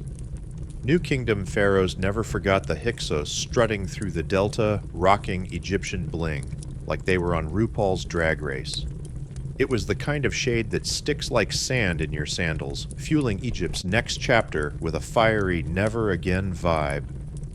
After the Hyksos hot mess, Egypt went full House of the Dragon expansion mode, eyeballing lands beyond its sandy borders to build a buffer zone thicker than a Coachella VIP line. The military got a post-Hyksos glow-up all because the second intermediate period was the ultimate never-again TED Talk. Egypt wasn't playing nice anymore. It was ready to yeet chaos like a bad group chat. Chariots, the Army's new Tesla Cybertrucks zooming in with zero chill, foreign weapons armor and tactics. Standard issue like AirPods at a festival. Egypt ditched. Its we're untouchable vibe took a humbling L and came back buffer than a TikTok fitness influencer. Under Amosi and his squad, this military remix built an empire that told ancient rivals, "Sit down, we're the Avengers now." But beneath the shiny empire drip, Egypt was nursing scars deeper than a Reddit roast thread. Religiously, the second intermediate period was like the gods unfollowing Egypt on Insta, letting chaos throw a rager. Hymns and temple texts whined about divine ghosting like Mayat had left the chat. This wasn't just emo poetry, it was a worldview born from getting cosmically canceled. Restoring order wasn't a new king who disflects, it was a spiritual queer eye makeover. New Kingdom pharaohs weren't just bosses, they were life coaches healing Egypt's soul and yeeting chaos back to the void. It was about stitching Mayat together like a divine Pinterest board with extra glitter.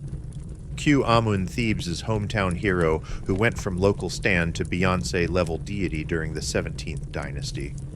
Pharaohs rebranded him as Amun-Ra, king of the gods, and his temples, especially the Coachella-sized Karnak complex, were Egypt's back-haters' billboards. The architecture screamed, "We're never flopping again," but there was a sneaky vibe check powers shakier than a Jenga tower at a frat party. That vibe kept pharaohs on their toes. They beefed up armies, sent viceroys to babysit Nubia, slid into DMs with powerhouses like the Hittites and Mitanni, and built tax systems smoother than a Venmo split. Those mega builds, not just for clout, they were about control tighter than a TikTok algorithm curating your FYP. Temples doubled as regional HR offices, keeping everyone in check like a corporate handbook. But don't shade the second intermediate period too hard. It wasn't all a dumpster fire. Even in the chaos, Egyptians kept the culture popping. Theban bosses threw cash at art, and Craft's Middle Kingdom stories and statues got a remix, and The Tale of Sinui, still slapping like a viral meme with 10K retweets. Funeral Swag got a glow-up with coffins and tomb art mixing OG Egyptian vibes with foreign spice, like a fusion taco truck at a festival.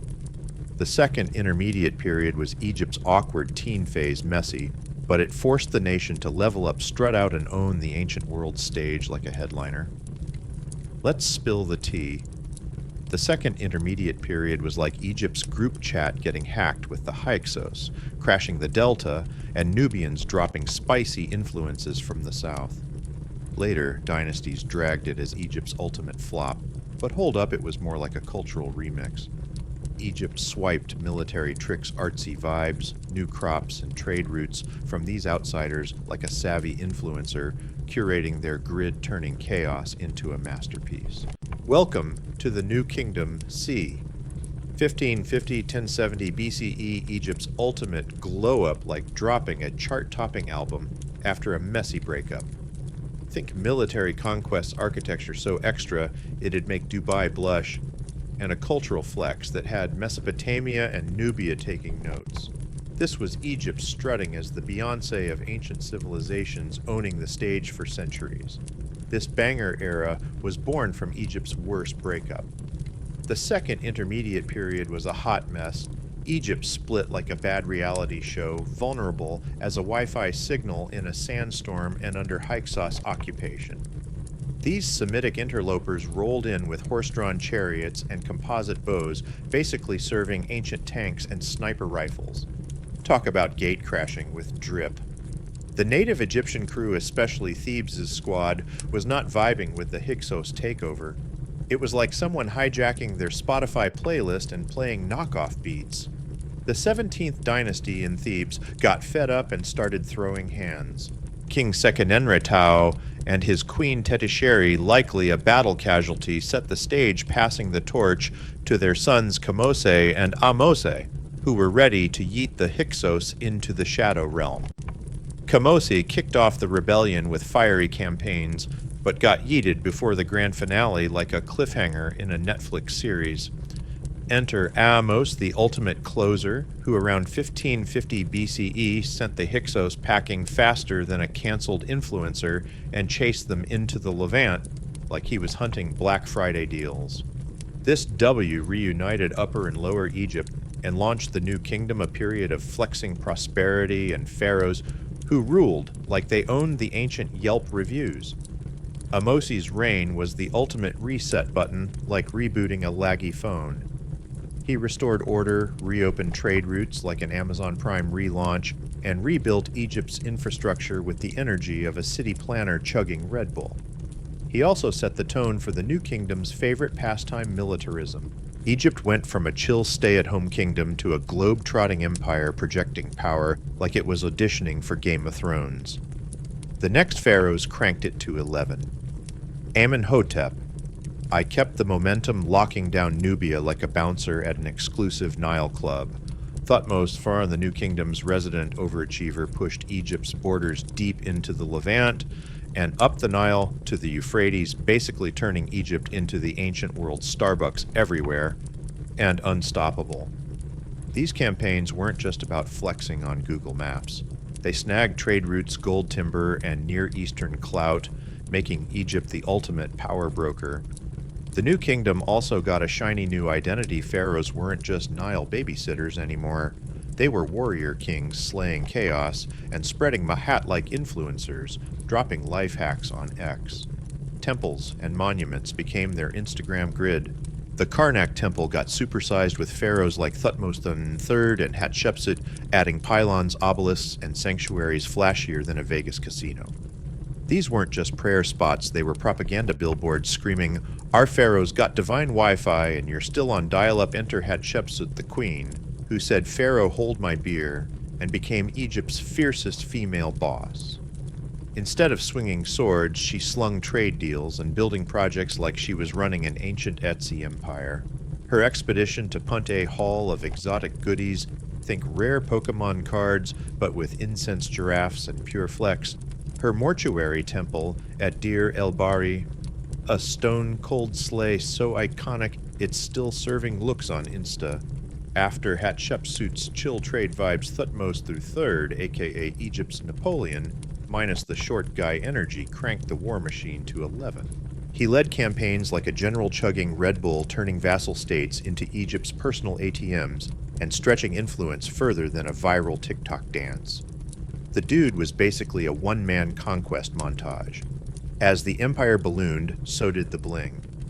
Egypt became the ancient world's diplomatic hotspot, with pharaohs marrying foreign princesses like they were collecting rare Funko Pops, swapping gifts with rival kings, and firing off sassy clay tablet DMs shout out to the Amarna letters.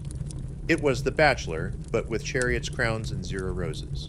By Amenhotep III's reign, Egypt was living its best life, a golden age of luxury, peace, and art. So extra, it'd make a Met Gala look like a garage sale. Think private jets, well, chariots, palatial vibes, and a cultural flex that had the ancient world begging for a Nile party invite. Amenhotep III was out here building palaces and temples so bougie they'd make a Kardashian estate look like a starter Airbnb. The Luxor Temple, a divine glow-up. his mortuary temple near Thebes' home to the colossi of Memnon statues so massive they're basically ancient Instagram landmarks. His era was a cultural Coachella artlet and religion hitting peaks higher than a Spotify chart. But then, his son Akhenaten, aka Amenhotep IV, rolled in like a chaotic TikTok trend, ready to flip Egypt upside down. Akhenaten went full Elon Musk, declaring the sun disk, Aten the only god worth standing, and yeeting the Amun priesthood like they were last season's influencers. He built a shiny new capital, Akhetaten Modern Amarna, and pushed an artsy vibe so realistic it was like Egypt invented Photoshop. His religious revolution. A bold flex, but it got canceled harder than a bad Netflix reboot after he ghosted. Still, it showed pharaohs could remix Egypt's playlist like a DJ at a Nile rave. Enter Tutankhamun, the boy king, whose advisors hit undo on Akhenaten's heresy faster than you can say Kurl plus Zed. They brought back the old gods, moved the capital to Thebes, and tidied up like a Marie Kondo declutter sesh. Tut's reign was low-key, but his 1922 tomb find by Howard Carter turned him into Egypt's poster child.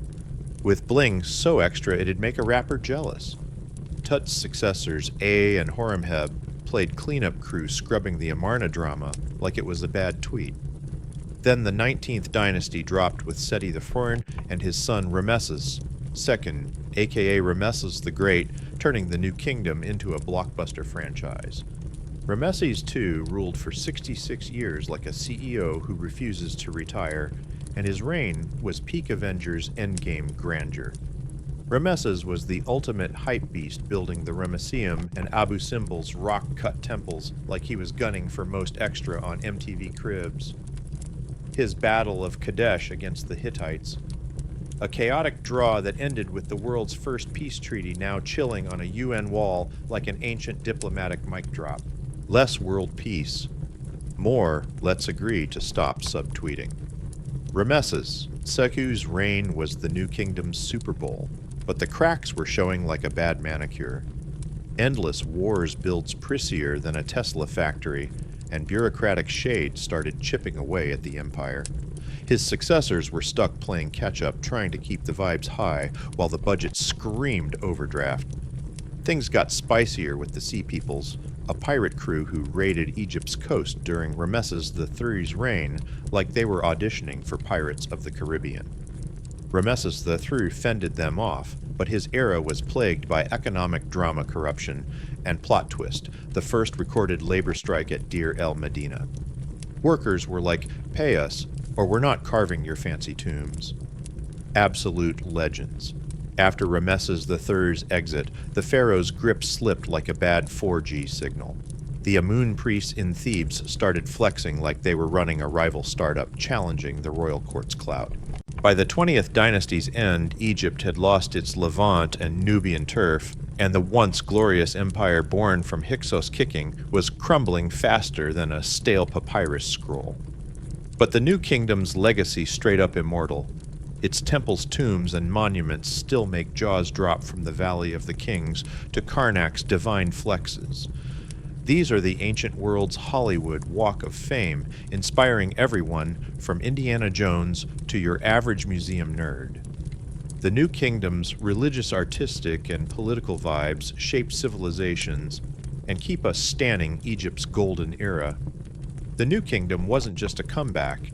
It was Egypt leveling up from kingdom to empire, forged in rebellion fueled by conquest, and etched in stone so extra it'd make modern architects cry. This was Egypt at its peak, where pharaohs were gods, ambition echoed in the sands, and the Nile sang of domination and devotion. Egypt becomes an empire. As the Nile's golden sands glittered under the sun, Egypt wasn't just chilling by the river, it was ready to dominate the ancient world's group chat. This wasn't a quick glow-up, it was centuries of political finesse, military swagger, and cultural drip turning Egypt into the Near East's ultimate VIP. It all kicked off with the new kingdom's boss-level pharaohs, who took Egypt beyond its sandy borders to run the Near East and parts of Africa. From a Nile-bound squad, Egypt became the ancient world's trendsetter, dictating war trade and diplomacy like a global influencer with unlimited data. New Kingdom pharaohs ditched the divine king starter pack for full-on emperor mode, warrior leaders and symbols of a growing empire. The foundation Amose-In's epic Hyksos eviction, yeeting those Delta squatters and setting the stage for Egypt to strut as the ancient world's heavyweight champ. Amos, Egypt's comeback goat, rolled up his sleeves and gave the nation a full extreme makeover, Nile edition, beefing up the military and streamlining the bureaucracy like a CEO fixing a startup's bad Yelp reviews. This revival pumped Egypt's leaders with enough confidence to ditch the Just Vibes border defense. They were ready to yeet their influence far beyond the Nile, like a viral Reels clip going global. Enter Thutmose Thursars, the pharaoh who said, "Empire bet." He launched campaigns into Nubia and the Levant, stretching Egypt's reach past the Sinai faster than an Amazon Prime delivery. These weren't just land grabs, they were power flexes, screaming Egypt's the main character to every regional wannabe in the ancient world's group DM. Thutmose III's wins weren't just about snagging new turf, they were Egypt's way of dropping the mic and telling rival powers, "Stay in your lane." Dubbed the Napoleon of ancient Egypt's sons short guy vibes, this strategic genius led 17-plus campaigns like a general chugging espresso shots. He was out here main charactering the battlefield with zero chill. Thutmose III built an empire stretching from the Euphrates in modern Iraq to Sudan's Fourth Nile Cataract, turning Egypt into the ancient world's apple, everywhere unstoppable and dripping with clout. Each W brought a tsunami of loot gold, cedarwood, lapis, lazuli, exotic critters, and even artisans, like Black Friday hauls on steroids. Vassal states swore loyalty garrisons popped up like Starbucks, and Egypt's swagger oozed into neighbors' politics and temples like a viral TikTok trend. Egypt's bank account was popping off with conquered swag, making it the ancient equivalent of a crypto bro flexing their NFT drop. Local rulers bowed to the pharaoh, and Egypt went from regional big shot to the ancient world's top dog, strutting in the global power playoffs like it owned the leaderboard. But empires aren't just built with swords, they need diplomacy, religion, and some serious razzle-dazzle. Pharaohs played 4D chess supersizing temples like Karnak and Luxor, with inscriptions bragging louder than a Super Bowl halftime show. These weren't just holy hotspots, they were propaganda billboards screaming, "Pharaohs got divine Wi-Fi and you're on 3G religion" was Egypt's ultimate hype machine. Amun, already a theological rock star, got a glow-up to Amun-Ra, a deity as extra as Egypt's new borders. His priests got richer than a tech bro, teaming up with pharaohs to sell the imperial dream, like influencers pushing a skincare line. Foreign rulers sent tribute to Amun, basically DMing, "We're not worthy to Egypt's god-king duo." Then there's Hatshepsut, the queen, who snatched the pharaoh crown and redefined Chuck Girlboss. She didn't swing swords, but slung trade deals and building projects like she was running an ancient Etsy empire. Her expedition to Punt hauled in myrrh incense and ebony think rare Pokemon cards, but for flexing. Her mortuary temple at Deir el-Bahri, a stone-cold banger that's still serving, looks on every Egypt stand's Instagrid. Hatshepsut proved Egypt's empire could thrive on brains and trade, not just brawn, even if later scribes side-eyed her like she crashed a boys' club. Her reign was a masterclass in stability, wealth, and unity. No bloodshed, needed just pure diplomatic drip. As the empire grew, Egypt built a bureaucracy smoother than a Spotify algorithm. Viceroys in Nubia and beyond collected tribute, kept the peace, and reported to the pharaoh like regional managers at a corporate retreat. Roads got paved, laws enforced, and temples sprouted in foreign lands, spreading Egyptian vibes like a cultural reels challenge. Egyptian art and language went viral, with local elites copying pharaoh fashion like it was the latest Yeezy drop.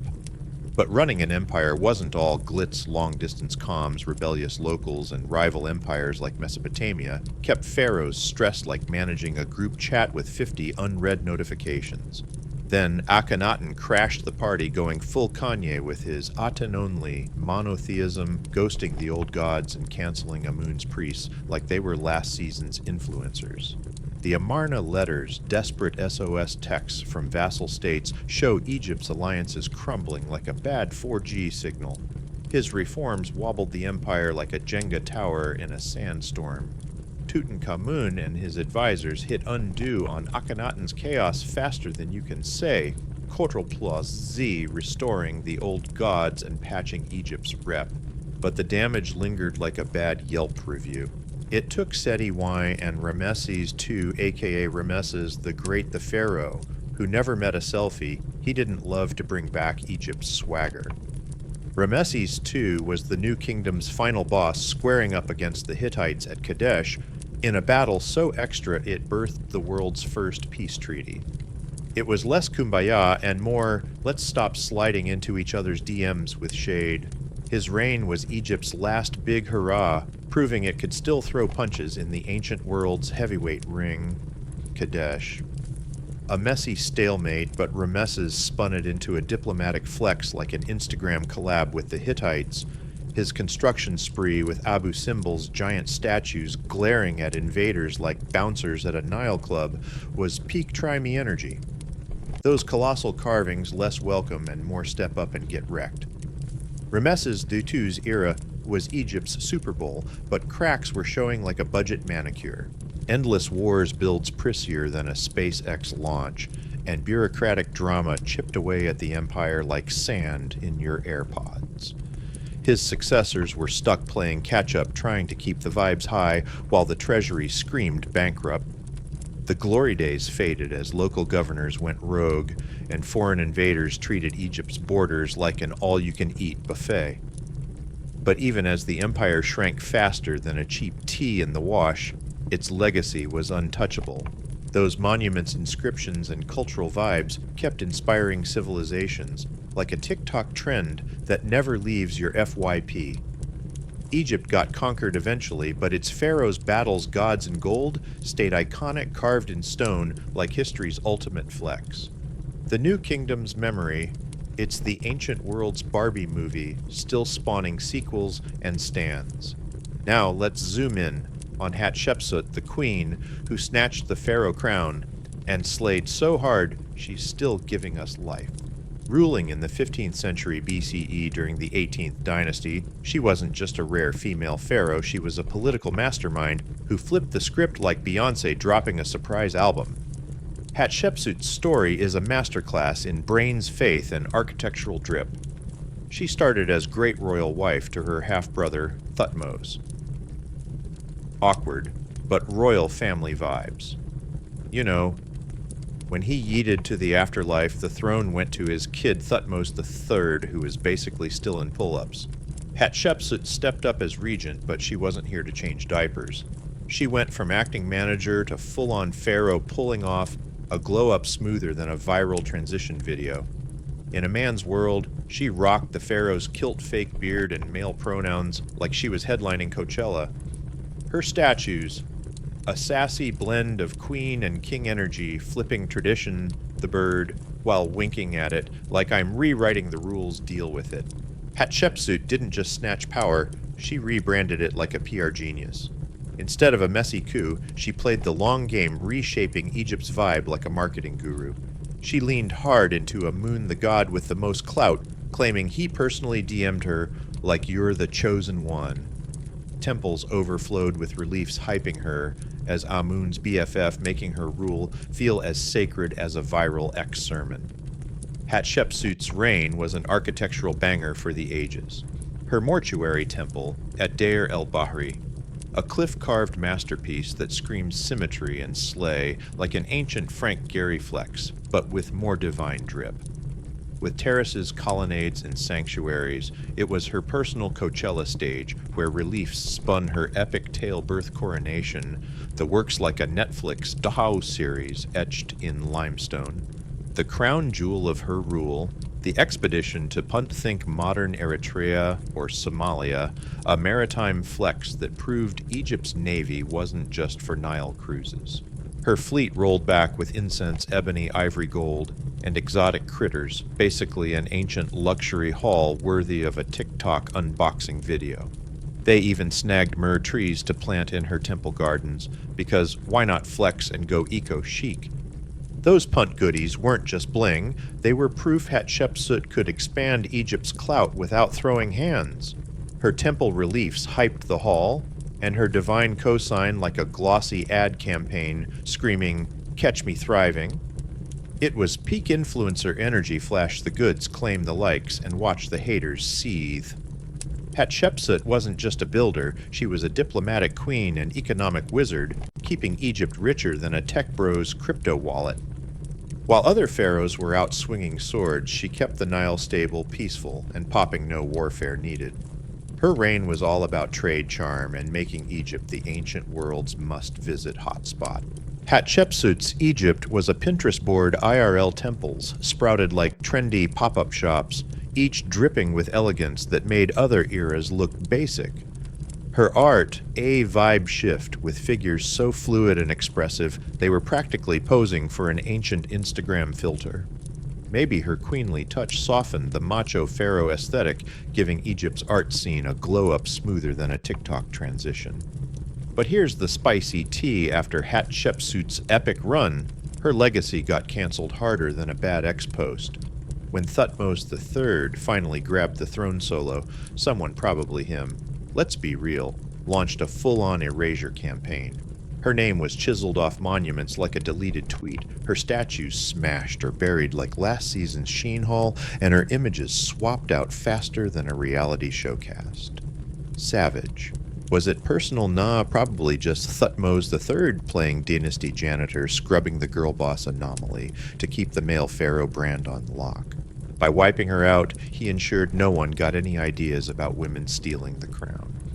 For centuries, Hatshepsut was a ghosted icon, her slayage buried under a pile of patriarchal shade, like a forgotten Reels draft. Her story was poof gone hidden under defaced stone and silence. It wasn't until the 19th and 20th centuries that archaeology nerds turned detective piecing together her reign like a 3,000-year-old jigsaw puzzle.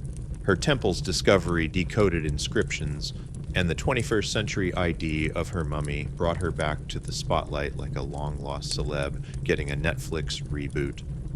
What emerged was a ruler who didn't just beat the odds, she yeeted the rulebook. Hatshepsut was the ultimate underdog, flipping gender norms and power dynamics like a boss. In a boys' club, she carved her space with brains, faith, and a killer branding game. Think Oprah, but with better headgear and a divine cosign from Amun. She didn't just survive Egypt's macho scene, she remodeled it to fit her vibe. Her story screams that leadership isn't about what's in your kilt, but how you inspire, build, and leave a legacy that outlasts the haters. Her monuments, policies, and artsy flair were as much about governing as they were about serving looks a masterclass in symbolism and strategy. Hatshepsut's reign was a curated Instagram feed, strategic alliances, divine flexes, and storytelling tighter than a PR team's press release. She played the pharaoh game while rewriting the script, ensuring her name, though nearly erased, would eventually pop off again. Today, she's not just a rare female pharaoh. She's one of Egypt's goats, no cap. Her name, once scratched out like a bad Yelp review, now shines on history's VIP list as a beacon of visionary swagger. Her temple still slays, her images inspire, and her story keeps schooling us on ancient Egypt's greatness. Against all odds, Hatshepsut clawed back from erasure, proving real. Icons don't stay buried, they rise like a viral meme that won't quit. Her tale is a wild ride of fragility and flex. The attempt to yeet her from history was this close to working, but her temple's stones and innovations were like not today. Oblivion, they chilled in the sands, waiting for rediscovery like a vintage Gucci bag in a thrift shop. Her comeback is a middle finger to erasure proof that visionary leadership laughs at time's shade. Hatshepsut's story shows how history, even when twisted or silenced, can heal through dogged scholarship and a sprinkle of luck. We stan her not just for being a woman who ruled as king, but for ruling with wisdom, grace, and foresight that'd make modern CEOs take notes. Her reign is a masterclass in slaying against the odds, and her legacy a mic drop that still echoes across the Nile. Hatshepsut didn't just leave fancy temples. She dropped a truth bomb. Greatness can pop off from the wildest corners, and once it's out, you can't unsee it. Her legacy's like a viral TikTok that keeps trending, no matter how many haters try to mute it. Now let's pivot to Ramesses Asudu, aka Ramesses the Great, the pharaoh who basically invented the art of the flex. Ramesses II ruled for a jaw-dropping 66 years, 1279-1213 BCE, making the New Kingdom's peak feel like Egypt's Coachella headliner moment. His name's carved into the Nile Valley's stones like a Hollywood star's Walk of Fame plaque, with temples and monuments so extra they still make tourists gasp like they're at a Marvel premiere. This guy was the ancient world's ultimate influencer, and his brand unstoppable. Ramesses wasn't just a builder with a fetish for big statues, he was a military beast, a diplomatic smooth talker and a charisma bomb who owned Egypt's political scene like a reality TV star dominates the confessional booth. Born to Seti III and Queen Tuya in the 19th dynasty, Ramesses was groomed for greatness like a child star prepped for an Oscar run, but with more chariots and fewer tantrums. Ramesses II was a star from the jump with his dad Seti, eye-spotting his glow early and naming him co-regent as a teen, like handing a trust fund kid the keys to a Lambo. By the time Ramesses took the throne solo, he was strutting with the swagger of a CEO who'd already dodged 3 corporate coups. His 66-year reign, a non-stop flex of conquests and construction that turned Egypt into the ancient world's Gucci brand. Cue the Battle of Kadesh, c. 1274 BCE Ramesses' blockbuster showdown with the Hittites, like a Marvel crossover nobody saw coming. It was a messy stalemate, but Ramesses spun it like a PR genius plastering temple walls with reliefs painting him as a lone action hero mowing down Hittites single-handedly. Think John Wick, but with chariots, a kilt, and better eyeliner. Those extra AF depictions pure political theater, like a politician's victory tweet after a tied election. They cemented Ramesses as Egypt's divinely appointed superhero warding off foreign shade. His propaganda game was so tight, he turned a draw into a legend that still got historians standing on X. But Ramesses wasn't just about swinging swords, he was a diplomatic smooth talker. His biggest flex. The world's first recorded peace treaty with the Hittites, ending years of beef and kicking off a let's not yeet each other vibe. It was like Egypt and the Hittites posting we're cool selfies on Insta, complete with hashtags. Ramesses knew peace could be more clutch than conquest. This treaty was such a banger, it got carved into temple walls in both Egypt and Hittite turf, like an ancient UN flex with extra flair. A copy even chills in the UN headquarters today. Proof Ramesses was playing 4D chess while others were stuck on checkers. On the home front, Ramesses built like he was starring in Extreme Makeover Egypt Edition. His mortuary temple, the Ramesseum near Thebes, a flex fest of colossal statues, massive pylons and carvings, hyping his wins and divine VIP status. It was less a temple and more a billboard, screaming, Ramesses was here and he's forever, but Abu Simbel. That's the real showstopper. Carved into southern Egypt's cliffs, these temples were a middle finger to Nubia shouting, Egypt's the boss don't, or ours me. The Great Temple's 4 60-foot Ramesses statues are like ancient billboards so extra they'd make a Vegas casino blush. They're aligned with the sun, so twice a year, rays light up the inner sanctum spotlighting, Ramesses and his god squad like a divine Grammy performance. The smaller temple for Queen Nefertari, a rare shout-out to his ride or die, proving she was his MVP. It's like dedicating a wing of your penthouse to your boo, a move so sweet it's practically an ancient rom-com moment. These temples weren't just pretty, they were cosmic, political, and architectural flexes rolled into one. Abu Simbel's solar alignment is next level, showing off Egyptian architects' skills like they were coding the Matrix. It was Ramesses saying, "I'm not just a king, I'm a god with a hard hat." His reign was Egypt's high note, a legacy so loud it's still echoing through history's group chat. Ramesses didn't just rule, he turned himself into a divine influencer, declaring himself Ra's living avatar like a pharaoh TikToker, claiming, "I'm literally a deity." His temples were decked with reliefs hyping his cosmic BFF status, with the gods doubling as shrines to his ego. These weren't just prayer spots, they were billboards screaming, "Ramesses Z Cheesetikin Divine CEO," by blending religion and politics. Ramesses made himself Egypt's spiritual Wi-Fi router, keeping his sprawling empire connected and chill. This God King shtick wasn't just a flex, it was the glue holding his realm together, like a viral hashtag uniting a fandom.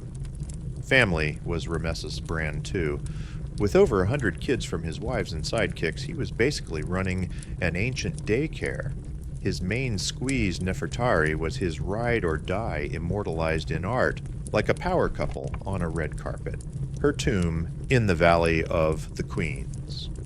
A masterpiece so stunning it's like the Met Gala of burials, with poetry and reliefs shouting their love louder than a rom-com soundtrack. Ramesses kept it in the family, appointing his kids to key roles, like a nepotism pro, ensuring the court was loyal AF. His 66-year reign was a masterclass in balancing ambition with pragmatism war campaigns, to flex muscle peace treaties to keep the vibes chill, and monuments to scream, "I'm eternal," while staying grounded in Egypt's spiritual roots. Under Ramesses, Egypt was popping off trade routes, buzzed like Amazon prime crops, grew like nobody's business, and architecture hit heights that'd make modern skyscrapers jealous. His reign was the ancient equivalent of a Netflix golden age prosperity, stability, and straight bangers. When Ramesses finally yeeted to the afterlife at 90, he was a walking legend, practically a god in sandals. His mummy, found in a royal stash in the Valley of the Kings, still had swagger red-dyed hair because power vibes D and a face that screamed still iconic. His death was like a series finale for a show that ran too long. Egyptians who'd only known him were shook. Ramesses' legacy didn't just survive, it thrived. He became the pharaoh blueprint, with later rulers name-dropping him, like rappers flexing collabs. The Greeks called him Ozymandias, spinning him into myth like an ancient Marvel hero. Today, his monuments pull millions, leaving tourists gawking like they're at a Beyoncé concert silenced by a king who slayed 3,000 years ago. Ramesses, too, wasn't just a ruler, he was a force of nature, the human equivalent of a viral meme that never dies. His reign was Egypt's high note, uniting power culture and divine swagger in one larger-than-life package. Through wars, temples, diplomacy, and sheer presence, he etched his name not just in stone, but in history's group chat. Decline of the New Kingdom. Now, let's spill the tea on the New Kingdom's slow-motion faceplant. Once the ancient world's VIP Egypt went from headlining Coachella to playing dive bars. This wasn't a single flop, but a drawn-out unraveling like a blockbuster franchise milked dry by bad sequels, undone by internal shade and external drama. At its peak, the New Kingdom was a flex fest with icons like Thutmose III, Hatshepsut Akhenaten, and Ramesses II. Egypt's clout stretched from the Levant to Nubia temples, rose like skyscrapers, and pharaohs strutted like gods on earth. But even the hottest empires get burned by time's shady algorithm. The cracks started under Ramesses II, whose reign was lit but unsustainable, like a startup blowing cash on Super Bowl ads. His massive wars and building sprees drained Egypt's wallet, relying on constant wins and tribute to keep the lights on. When he pieced out, his successors were stuck with a budget spreadsheet screaming bankrupt. The empire was stretched thinner than a cheap yoga mat. Costs for wars, temples, and bureaucracy outpaced Egypt's hustle, like a family overspending on a Disney World trip. Succession drama didn't help Pharaohs after Ramesses III struggled to match his drip-like B-list actors, replacing a franchise star in a reboot nobody asked for. Ramesses III was the new kingdom's last big boss, swinging hard to keep Egypt's glow alive. But even he couldn't stop the vibes from tanking, as Egypt's over-the-top dreams slammed into reality like a crypto bro's portfolio in a bear market. The glory days were fading faster than a Snapchat story, and the Nile's golden era was about to hit a plot twist wilder than a reality TV finale. Ramesses III's reign was like a blockbuster sequel that tried too hard to recapture the magic. He faced the Sea Peoples, a roving gang of Mediterranean pirates who rolled up like the villain squad in a Mad Max reboot. He yeeted them back to the sea, keeping Egypt's borders intact, but the fights drained the treasury faster than a TikTok shopping spree. Heavy taxes and labor demands had folks grumbling louder than an X-thread about overpriced coffee. Then came the Bronze Age collapse, the ancient world's version of a global Wi-Fi outage. Around the 12th century, BCE cities got torched, trade networks ghosted, and empires folded like bad poker hands. Egypt dodged the worst, but the shockwaves hit like a supply chain glitch during a holiday rush, tanking the economy and trade vibes harder than a canceled Amazon Prime subscription. The international scene. Egypt had been slaying Think G20 summits, but with chariots crumbled. Tin for bronze rarer than a PS5 at launch. Alliances and trade deals with neighbors fizzled like a Zoom call on 1% battery, leaving Egypt isolated, clutching its papyrus like why is everyone offline? Did I get muted? Inside Egypt, things got messier than a Real Housewives reunion. Corruption slunk into the bureaucracy like mold in a sketchy Airbnb. Officials, once loyal Pharaoh stans, started pocketing perks like influencers, dodging taxes. Tomb robberies in the Valley of the Kings. Once unthinkable, now as common as swiping snacks from a frat house. Even the guards were looting royal burials like they were raiding a Black Friday clearance rack. This disrespect for sacred traditions was a neon red flag. Egypt was having a spiritual midlife crisis. The Amun priesthood in Thebes got extra hoarding land labor and bling until they were richer than a crypto whale. They weren't just priests, they were a political mafia flexing harder than a reality TV villain with a vendetta. By the 20th dynasty, Amun's high priests were basically running Thebes like their own startup, leaving pharaohs looking like mascot costumes at a failing theme park. Egypt's god-king system, once tighter than a Spotify algorithm, was cracking under this priestly power grab. Pharaohs still claimed divine drip, but their control was shakier than a 4G signal in a sandstorm. The economy, a total dumpster fire. Inflation spiked like concert ticket prices, grain vanished faster than viral merch drops, and state rations dried up like a group chat after drama. The tomb workers at Deir el Medina staged history's first recorded labor strike, refusing to carve royal tombs without their grain paycheck. Their papyrus complaints read like DoorDash driver rants, raw, real, and done. If the elites couldn't pay the artisans, what hope did regular Egyptians have? Famine and weak harvests, possibly tied to climate change, made it worse. Low Nile floods turned farms into dust bowls, starving folks already crushed by taxes and shortages. Egypt's surplus-driven economy was on life support like a startup burning through its last VC round with no product. With food, scarce chaos took the wheel. Theft and lawlessness spiked like crime stats in a dystopian flick. People turned to desperate vibes, and the old order lost its grip faster than a canceled influencer losing followers. The once unified kingdom was splitting like a boy band after a shady manager deal. Politically, Egypt was fracturing like a cracked iPhone screen. Local governors and military bosses went rogue, carving out fiefdoms like they were playing Among Us with no tasks done. The pharaoh's reach barely stretched past his palace like a CEO locked out of his own Zoom account. Thebes was priest-central. The north was a military free-for-all, and the royal court in Pyramesses. Or Tanis, more symbolic than a mascot at a failing startup. Foreign threats kept knocking like spam calls. The Libyans, once just desert randos, started crashing Egypt like uninvited house guests. What began as sure crash here turned into them running the show. Eventually, Libyan generals snatched the throne-starting dynasties that claimed pharaoh status but had the divine king energy of a knockoff supreme hoodie. Egypt's new kingdom, once the ancient world's MVP, was now a shadow of its former slay, crumbling under its own hype like a viral TikTok star caught in a scandal. But even in decline, its legacy, those temples' tombs and tales kept shining like a classic track that never leaves your playlist. The new Libyan rulers tried to keep up the pharaoh drip, but the divine king vibe fading faster than a Snapchat streak. The Assyrians, the new bullies on the block, started flexing in Egypt's Levant turf like a rival influencer stealing followers.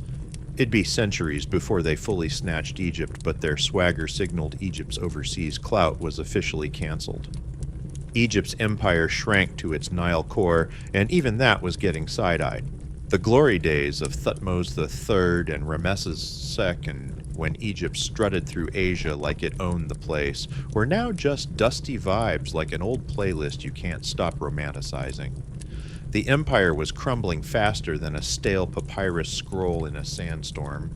Culturally, Egypt was losing its sparkle. The new kingdom's sleek statues and vibrant tomb art swapped for stiff, uninspired knockoffs like a budget. Netflix reboot of a classic, cash was tight skilled workers, ghosted, and patrons stopped funding. The art's leaving temples to rot and royal tombs half-baked like abandoned DIY projects on Pinterest. But Egyptians stayed spiritual AF. Regular folks clung to rituals like comfort food, finding solace in the OG rhythms of faith. Religion got a remix, though. Big state gods took a backseat to personal deities, with Osiris and Isis, the death and rebirth MVPs, stealing the spotlight like self-help gurus trending on X. Maybe the people were praying for a cosmic Carl Plaisir, hoping Egypt could respawn like a video game character. By the new kingdom's end, Egypt was no superpower, just a fractured hot mess ruled by rival cliques, with borders shrinking, and the economy tanking harder than a meme stock after a hype crash. The Theban priests ran Upper Egypt like shady crypto bros, while northern generals played Game of Thrones with the Delta's throne. The civilization that once dropped pyramids like viral bangers was now clutching its papyrus, trying not to flop like a group project with no Google Doc. Welcome to the Third Intermediate Period, C. 1076-64 BCE, Egypt's chaotic season reboot with political splits and cultural plot twists. Historians love to shade it as a low point, but let's keep it. 100 Egypt's resilience was giving main character energy. Rising from the new kingdom's ashes, it remixed foreign vibes, adapted like a TikTok star, pivoting to a new trend, and kept redefining itself like a brand dodging a PR scandal. The new kingdom's faceplant wasn't just a crash, it was a glow-up in disguise. It's a spicy cautionary tale of an empire stretched thinner than a startup's last coffee run, with leaders flopping harder than a canceled ex-influencer, in a world spinning faster than a Reels loop. But it's also proof of Egypt's stubborn spirit, chasing clout and renewal, even when the vibes were grim. Those grand temples still loomed like OG flexes, the Nile kept flowing like a loyal playlist, and the memory of Pharaoh's slaying kept the fire alive. Egypt didn't ghost when the new kingdom tanked it, flipped the script to a new chapter of survival adaptation, and history's wildest remix. The elite kept up the ceremonial charade, but the government was coughing like a 90s flip phone on 1% battery. The once slick bureaucracy was now a bloated mess, like a corporate inbox drowning in spam.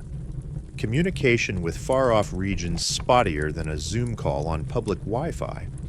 Taxes went AWOL, and provincial officials turned into mini-dictators ruling their gnomes like TikTok influencers with their own merch drops. The royal court reduced to a ceremonial mascot hyped in hymns but ignored IRL like a fading reality star's Insta-bio. Pharaoh's faces were still on statues, but their clout was hollower than a clickbait thumbnail.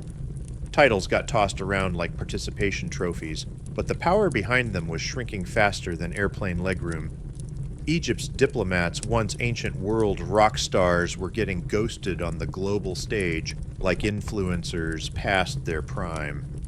Foreign VIPs who once rolled up with tribute were now sending shade or straight up unfollowing Egypt's group chat.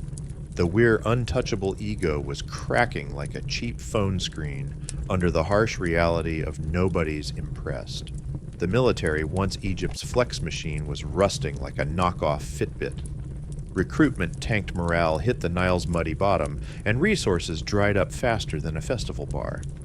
Gear was so outdated, it was giving flip phone vibes in a 5G world, and logistics couldn't keep up with endless beefs. Desertions spiked, and Egypt leaned on mercenaries who were as loyal as a rideshare driver chasing a better fare. With Egypt's clout abroad fading, it was open season at home. Borders turned into civs, with Nubian and Libyan tribes strolling in like uninvited randos at a house party, sometimes raiding, sometimes squatting, often without a fight. The Egypt's untouchable myth was crumbling faster than a stale falafel even for locals who once bought the hype. Religion's Egypt's spiritual backbone got a chaotic remix. Big temples starved of cash and clout lost their glow, so folks pivoted to local cults and household gods like swapping Netflix for YouTube shorts for comfort. These smaller deities felt closer like a DM from a friend compared to the state god's corporate voicemail. The Amun priesthood, despite their bling and power, was cracking under internal tea and fading faith like a reality showcast imploding mid-season. Without a united state backing them, even Religion Egypt's ultimate glue wasn't enough to keep the vibes together. It was like a fandom splintering after a bad movie reboot. Socially, Egypt was a hot mess. The elite holed up in their gated villas, living large off peasant grind, like billionaires dodging taxes while the rest scrape by. Regular folks who once saw pharaohs as justice-dropping superheroes were now at the mercy of warlords' temple bosses, and tax collectors shadier than a pyramid scheme. Cynicism spread like a viral SMH meme. The dream of divine order swapped for eye-roll shrugs or straight-up rebellion, like workers' rage quitting a toxic gig. The ultimate shade. The royal necropolis, once a flex of eternal pharaoh clout, was getting looted like a Black Friday clearance rack. Grave robbers. Sometimes the guards themselves stripped tombs of gold and goodies like feral shoppers at a mall riot. These weren't just heists.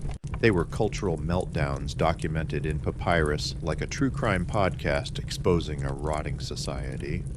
The sacred was as sacred as a dollar store knockoff Total Collapse Energy. Egypt didn't just roll over, though. Some pharaohs tried to yeet the chaos centralizing power or chasing lost turf, like a startup pivoting to save face. Others bet on trade deals and alliances like a failing app begging for a buyout. But the cracks were deeper than a Nile croc's grudge, and duct tape wasn't cutting it. The world had moved on, but Egypt was stuck vibing to its New Kingdom playlist, too slow to adapt. The psychological toll was brutal. For centuries, Egyptians believed their pharaohs were gods, Maat kept the universe balanced, and their civilization was forever. Now they were stuck in a glitchy reality of disasters, instability, and spiritual 404 errors, like a divine server crash with no IT guy in sight. Art in the Third Intermediate Period got obsessed with the afterlife, like angsty X-posts, flooding a group chat about judgment and eternity. Egyptians turned inward soul-searching as the state crumbled like a bad Wi-Fi signal, ghosting the party to find meaning in the chaos. The New Kingdom faded into this messy era of splits, but it was also a glow-up in grit, proving Egypt could still serve looks even when the vibes were off. Egypt didn't vanish, it just downsized from ancient world headliner to scrappy underdog. Foreigners like Libyans, Nubians, Persians, and Greeks crashed the Nile's VIP list, but the New Kingdom's legacy lingered in Luxor, and Karnak's weathered stones like a classic meme still getting reposted. Those chipped statues stood tall, whispering of a civilization that once yeeted the horizon. The New Kingdom's flop is a spicy TED Talk even the biggest flexers can tank from overreach and ignoring the group chat's vibe shift. But it's also a hype reel for Egypt's hustle. a people who kept chasing renewal when the algorithm turned shady. The Nile kept flowing, and Egypt's story kept spinning ready for its next TikTok-worthy remix. Egypt didn't just get invaded, it rotted from within like a reality show mansion after the cameras dip. When a society's glue, its shared vibes, starts peeling, the collapse isn't a big kaboom, but a slow-motion faceplant inevitable as a reboot nobody asked for. Yet Egypt's fall doesn't dim its icon status. It makes it relatable, a human saga of rise, slay, and oof. Even in decline, Egypt had that eternal drip like a banger track that never leaves your playlist. Its culture didn't ghost, it got a remix. Gods swapped names, rulers swapped faces, but the Nile's soul kept vibing. Stories endured, and the language, now scribbled in Greek and Coptic, still echoed ancient roots like a meme evolving, but still hitting. Egypt's pain didn't erase its continuity. It was a cultural survivor burying its grandeur under sand, but keeping its spirit popping. The New Kingdom's decline wasn't game over. It was a pivot to a new identity. Divine kingship and empire dreams faded, but they birthed a people who carried the legacy with grit like a glow-up after a bad breakup. Egypt's real flex, not just pyramids or empire, but surviving the crash. It remembered, it adapted, and it's still serving looks in history's group chat, the third intermediate period. C. 1069-1664 BCE was the chaotic afterparty, a wild transition of power grabs and foreign guest stars. Shaded as a downer, it was more like a reboot with plot twists, adaptation, evolution, and regional swagger stealing the show. Kicking off this era, Egypt was hungover from the New Kingdom's collapse, its unity crumbling like a stale falafel wrap. The 21st dynasty in Tanis Eastern Delta claimed the pharaoh crown, but had less control than a substitute teacher on a Friday. Down south, Thebes' Amun priests ran the show like shady influencers, flexing religious clout, while Tanis kings played ceremonial hype men. This north-south split was like a messy co-parenting deal. Tanis and Thebes cooperated, but threw shade, like rival TikTok creators. The priest acted like southern CEOs, managing resources and ruling Upper Egypt with zero chill, while Tanite pharaohs posed for statues but had the real power of a mascot at a losing game. The pharaoh gig lost its divine sparkle as local bosses stole the spotlight like regional DJs outshining a headliner. This vibe shift left Egypt ripe for drama, with the stage set for some foreign randos to crash the Nile's VIP list and remix the power game. Enter the Libyans, who'd been chilling in the Delta since the New Kingdom like long-term Airbnb guests who never leave. These mercenaries and settlers blended in, then climbed the power ladder like they were gunning for a promotion. By 945 BCE, Shoshenq, aka Biblical Shishak, a Libyan military hotshot, said, "My turn," and dropped the 22nd dynasty, swooping in on Egypt's chaos like a startup sniping a failing competitor. Shoshenq briefly reunited Egypt like a band's nostalgia tour selling out one last show. He even flexed abroad with Levant campaigns restoring some Nile clout, but his dynasty's unity was shakier than festival Wi-Fi, and after him, Egypt slid back into Splitsville. The 22nd and 23rd dynasties ruled side by side like rival influencers, fighting for followers, turning the political map into a chaotic Pinterest board. This overlapping rain mess was like a reality show, with too many hosts, confusing petty and full of tea. Egypt wasn't a kingdom anymore. It was a vibe salad of local fiefdoms with leaders cutting deals to keep the peace like they were haggling at an ancient flea market. Amid the chaos, religion was the ultimate MVP, holding things together like a group chat admin with unlimited data. Temples stayed as economic and spiritual hubs, with local rulers sponsoring cults to boost their cred, like brands dropping collabs to stay relevant. Art and burial customs kept evolving, remixing old-school pharaoh vibes with new-school flair, like a classic meme getting a Gen Z glow-up. The third intermediate period was Egypt's awkward teen phase, messy, fragmented, but bursting with hustle. It wasn't just decline, it was a cultural pivot, proving Egypt could take a punch, adapt, and keep slaying like a comeback queen, dropping a new single after a scandal. Even as Egypt's political scene was wilder than a reality show reunion, its cultural game stayed popping. Sure, the architecture was more cute indie project than New Kingdom blockbuster, but it had heart. Enter the Nubian kingdom of Kush, the southern MVPs from modern Sudan who crashed the Nile Party late in the period. These Kushites were Egypt's longtime homies, sharing Theban vibes and a moon worship like they were swapping Spotify playlists. Around the mid-8th century BCE, Kushite king Sayet with swagger Piye rolled north like a boss snatching Egypt's keys and founding the 25th dynasty, aka the Nubian Kushite dynasty. Piye and his crew weren't here to burn it down. They were the ultimate stand squad aiming to revive Egypt's OG glory, and Ma'at the cosmic order that kept the universe from yeeting itself into chaos. Piye, Shabaka, and Taharka played the Make Egypt Great Again card, bringing back temple-building religious traditions, and that classic pharaoh flex. Under their watch, Egypt got a mini renaissance like a reboot that actually slaps. The Theban priests, totally vibing with these Nubian pharaohs, giving them the "you're legit" stamp faster than a verified TikTok account. The Kushites went hard on Egyptian traditions, building like they were starring in Extreme Makeover Nile Edition. Temples got facelifts and monuments popped off like viral reels. But drama was brewing. The Assyrian Empire, the ancient world's Thanos with a bottomless war chest, was eyeballing Egypt's Levant side hustle like a hawk.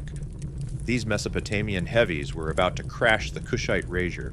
In the 7th century BCE Assyrian kings, Esarhaddon and Ashurbanipal rolled into Egypt with invasions so savage they made Game of Thrones look like a tea party. They sacked Thebes, yeeting Kushite dreams into the sand. Despite epic clapbacks, the Kushites got outgunned and had to dip back to Nubia like a band canceling their tour after a 1-star review. In the chaos, the 26th dynasty sparked in Sais, a delta hotspot kicking off Egypt's late period with a scrappy native-ruled comeback like a local startup snatching the mic. The third intermediate period wasn't all shade and sorrow. It was a wild remix of power plays with local bosses hustling through marriages, military flexes, and godly clout. Like influencers, carving out a niche in a crowded algorithm. This era wasn't total darkness, but more messy glow-up. Decentralization birthed slick admin hacks and power-sharing vibes like a co-op video game, where everyone's got their own controller. Egypt's core language religion art stayed solid as a pyramid, proving it could take a hit and still serve iconic looks. The period showed Egypt wasn't a hermit kingdom, it was deep in the ancient world's group chat swapping tea goods, and drama with Libyans, Nubians, and Assyrians. This global vibe let Egypt soak up foreign spice while keeping its Nile-flavored soul, like a fusion food truck nailing the perfect taco samosa mashup. The third intermediate period was a roller coaster of flops, reinvention, and hustle. Power splintered, foreigners gate crashed, and a new dynasty tried to glue it back together. Far from a fail, it was Egypt pivoting like a startup in a crypto crash, setting the stage for the late period's next banger. Nubian Kushite pharaohs. Let's hype up the Kushite pharaohs, the unsung MVPs who swooped in from Nubia like Egypt's ultimate stand squad. Hailing from the kingdom of Kush, modern northern Sudan, these black African kings didn't just rule, they gave Egypt a glow-up during its midlife crisis, blending Nubian swagger with pharaonic class. In the 25th dynasty c. 747-656 BCE. The Kushites saga is a spicy mix of trade war and cultural BFF vibes with Egypt, like a centuries-long collab that finally dropped a chart topper. They'd been soaking up Egyptian religion art and admin hacks like a TikTok sponge, so when Egypt started flopping in the 8th century BCE, Kush was ready to step up not as wreckers, but as the ultimate hype crew fixing a bad vibe. While Egypt was fracturing into rival cliques like a high school drama, Kush was thriving in Napata near the sacred Jebel Barkal mountain, raking in cash from Nile trade routes like an ancient Amazon Prime. United, fierce, and culturally loaded Kush was the cool cousin ready to save Egypt's messy group chat. The Kushite rise was a bold flex reasserting black African clout in the ancient world's VIP civilization. Their reign wasn't just a takeover, it was a love letter to Egypt's glory days, proving Nubia could run the Nile game while keeping it 100% pharaonic. Talk about a comeback that slaps harder than a viral dance challenge. These Kushite rulers weren't just neighbors, they were Egypt's biggest fans, standing its culture so hard they saw themselves as the Nile's true OGs. When Egypt turned into a political dumpster fire, King Paye say it like a rap lyric Paye saw his shot. This Nubian boss launched a campaign to unify Egypt, hyping it as a divine glow-up to restore Maat, like a motivational speaker with a chariot and a mission. PA rolled north with strategic drip-outsmarting local warlords with minimal tea, like a chess grandmaster schooling noobs. He bragged about his W's in a sassy inscription, basically, an ancient X post that screamed, "I did that, no cap." After his victory lap, he dipped back to Napata, leaving Egypt shook and paving the way for his squad to lock it down. PA's brother Shabaka took the wheel, officially kicking off the 25th dynasty from Memphis. He mixed Egyptian and Kushite vibes, like a DJ blending old-school bangers with fresh beats, launching temple projects, preserving ancient texts, and doubling down on OG rituals. For the Kushites, ruling wasn't just about swords. It was about spiritual clout, claiming Amun as their divine plug and pouring cash into Karnak like it was a hype beast merch drop. The Amun priesthood was all in giving the Kushites the "you're legit" nod faster than a verified TikTok badge. Enter Taharqa, reigned 664 BCE, the 25th dynasty's rock star, juggling military flexes and construction sprees like a CEO on a Red Bull bender. This guy was a vibe keeping Egypt's glow alive in a high-stakes era. Taharqa held it down against the Assyrian Empire, the Near East supervillain, with a war budget bigger than a Marvel budget. Early on, he slapped back their invasions, keeping Egypt's independence popping like a festival headliner. But the Assyrians came back harder than a sequel nobody wanted, forcing Taharqa into a gritty tug-of-war. Even with Assyrians knocking, Taharqa kept building, expanding Amun's temple at Jebel Barkal and dropping monuments across Nubia and Egypt, like an influencer launching a capsule collection. His architectural flexes were love letters to Amun and proof he had divine Wi-Fi uniting his lands with godly swagger. Taharqa's successor Tantamani went for broke, trying to snatch Egypt back from the Assyrians after Taharqa's Nubian retreat. He briefly retook Upper Egypt, including Thebes, like a comeback tour that slaps. But the Assyrians hit back with a vengeance, sacking Thebes like it was a Black Friday riot, ending the Kushite era in Egypt with a brutal L. The 25th dynasty fizzled, and the Nubians bounced to Kush, where they kept ruling a fierce kingdom for centuries, like a band thriving in their hometown after a canceled world tour. But their Egyptian legacy straight fire. They weren't just rulers, they were cultural game changers, dropping a remix that still echoes. The Kushites revived Egypt's spiritual mojo when it was on life support, pouring love into traditions while adding Nubian spice. Their statues and inscriptions were pure respect for Egypt's playbook, but with a Kushite twist. Bold African features, chiseled physiques, and double uraeus crowns, flexing dual dominion like a fashion collab that breaks the internet. These images were a vibe check, screaming Black African pride in history's VIP civilization. The Kushite kings shook up norms like a viral trend, crashing the algorithm, proving Egypt's throne could rock Nubian flair and still slay harder than a festival headliner. Sadly, the Kushite story got sidelined for ages, buried under dusty shade, and Egypt's dynasty obsession, like a banger track left off Spotify's charts. But recent digs at Kerma, Napata, and Meroe have flipped the script, shining a spotlight on Kush's drip and its epic bromance with Egypt. The Kushites weren't just players, they were co-stars in Egypt's saga, proving resilience and reinvention are the real goats. The Kushite Pharaoh's saga was like a viral TikTok collab vibing across the Nile Valley's blurry borders like a dance trend blowing up worldwide. It's a spicy flex that power and identity can hop frontiers faster than a meme, weaving a cultural tapestry so fire it's still trending in history's algorithm. Egypt was stumbling like a reality star after a canceled season, and the Kushites didn't roll up to throw shade, they came to renovate. These Nubian kings weren't outsiders. They were Egypt's ultimate hype squad, standing its traditions like superfans with VIP passes.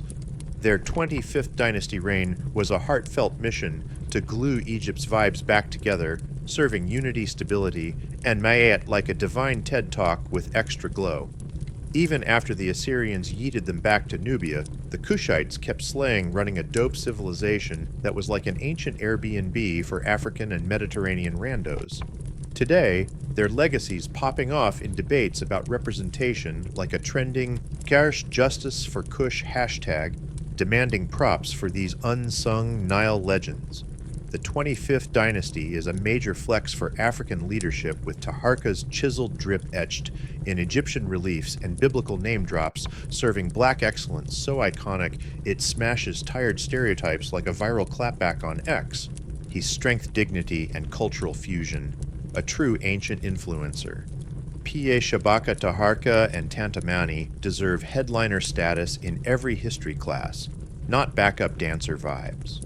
Their story screams that history's a group chat where borders blur, cultures remix, and power zigzags like a plot twist in a Netflix binger.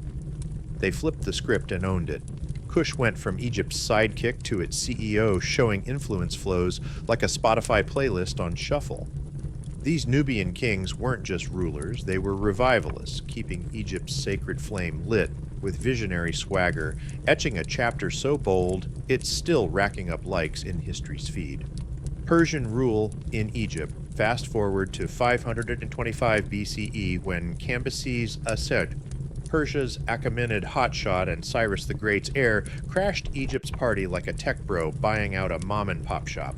He curb-stomped Pharaoh Psamtik III at Pelusium, launching the 27th dynasty, aka the First Persian period, and turning Egypt into a Persian province faster than you can say hostile takeover. For Egyptians, this was a gut punch to their Nile-sized ego, a wake-up call that even the goats can get dunked on.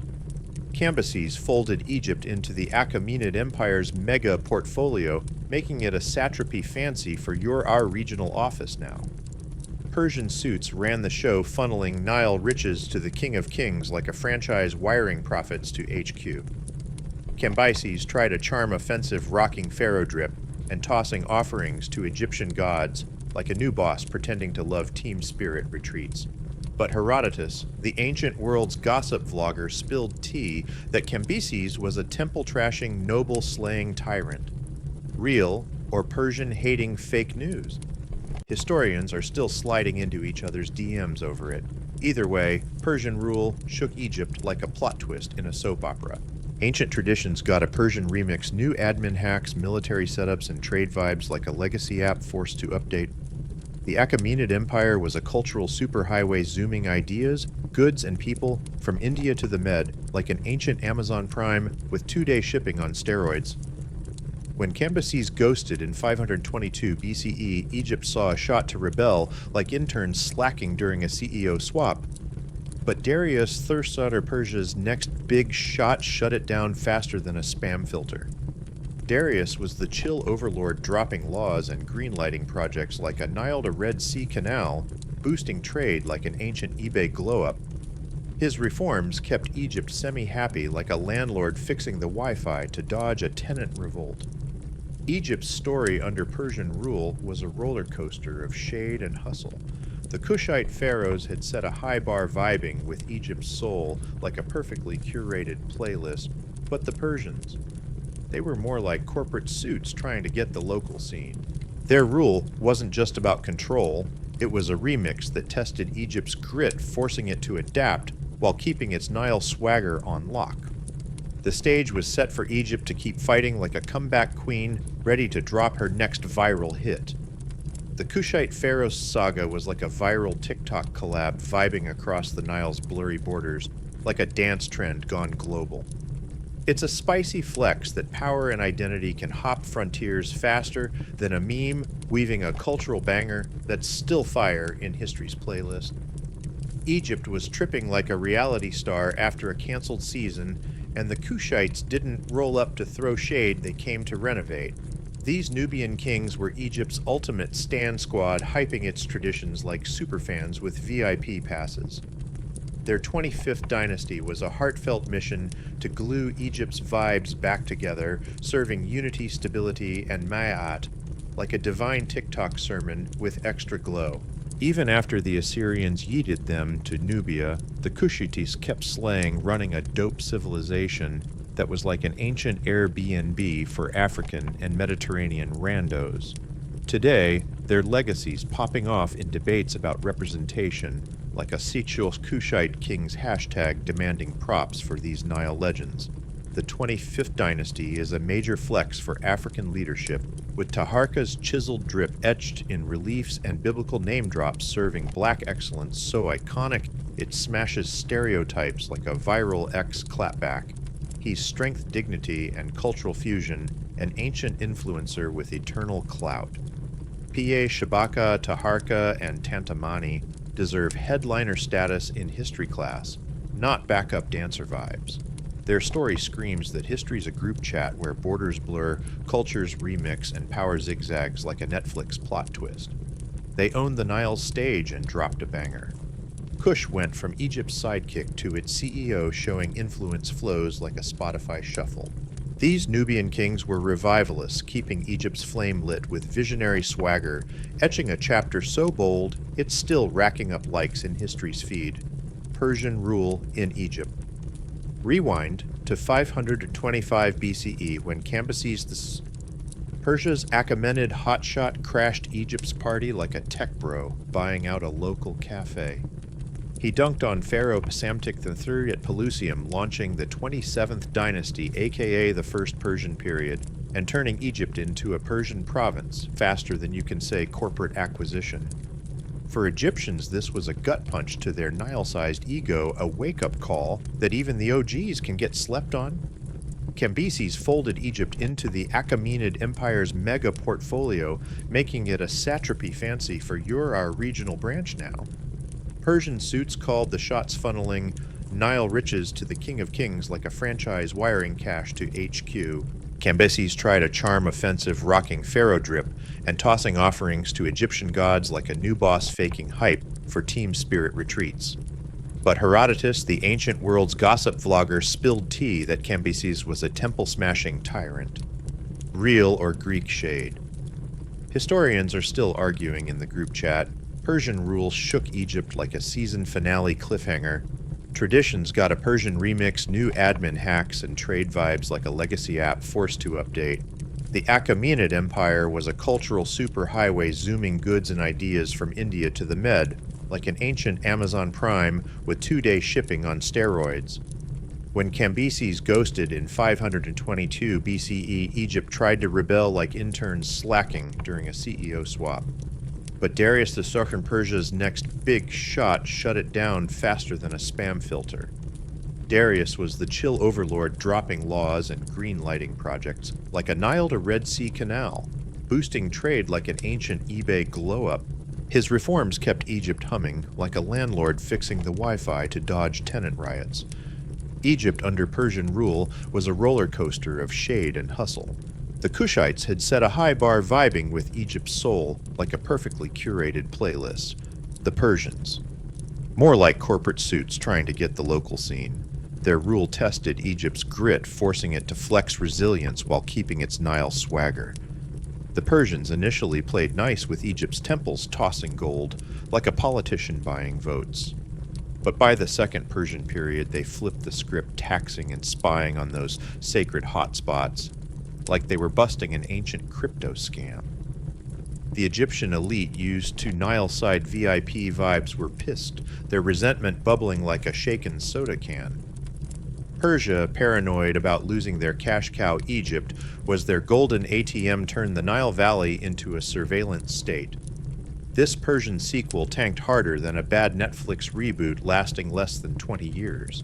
By 332 BCE, the Achaemenid Empire was crumbling like a knockoff IKEA shelf.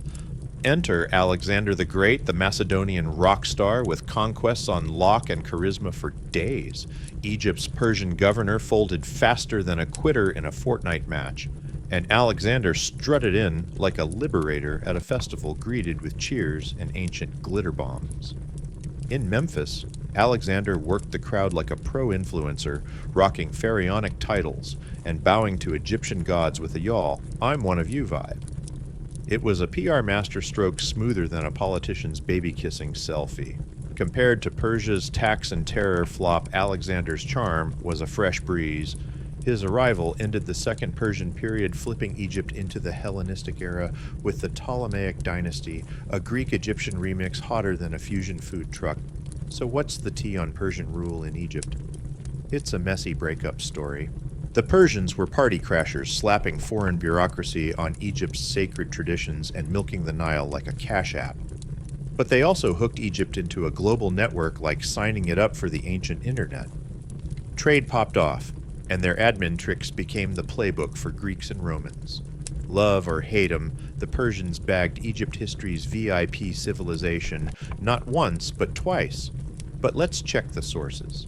The Greeks, especially Herodotus, spun Persian Egypt tales shadier than a tabloid exposé, painting them as mustache-twirling villains trampling Egypt's gods. It was Propaganda 1001, make Persia the bad guy to flex Greek drip. Dig into the archaeology temple inscriptions, dusty scrolls, and you get a realer story. The Persians weren't just tyrants. They were pragmatic, sometimes chill rulers who knew Egypt was a prize worth vibing with. Still, the Greek lens hogs, the narrative framing Persians as the bad guys in Egypt's epic saga. Herodotus and his squad used Egypt's drama to hype Greek values like a blog post titled, "Why We're the Goats." But the real tea, carved in stone and whispered in the sands, shows a tug-of-war of control and culture pride and hustle. The Persians didn't just rule Egypt, they danced with it, sometimes stepping on toes, sometimes leading with surprising finesse. Economically, Egypt was Persia's golden goose, pumping out grain gold and papyrus like an ancient Amazon warehouse. The Achaemenids saw Egypt as their VIP pass to linking Asia and Africa, keeping trade routes humming like a well-oiled delivery app. Egypt stayed prosperous, though locals probably wanted a tax refund more than being the empire's cash machine. Egyptian soldiers got roped into Persian war sprees, fighting from Greece to India.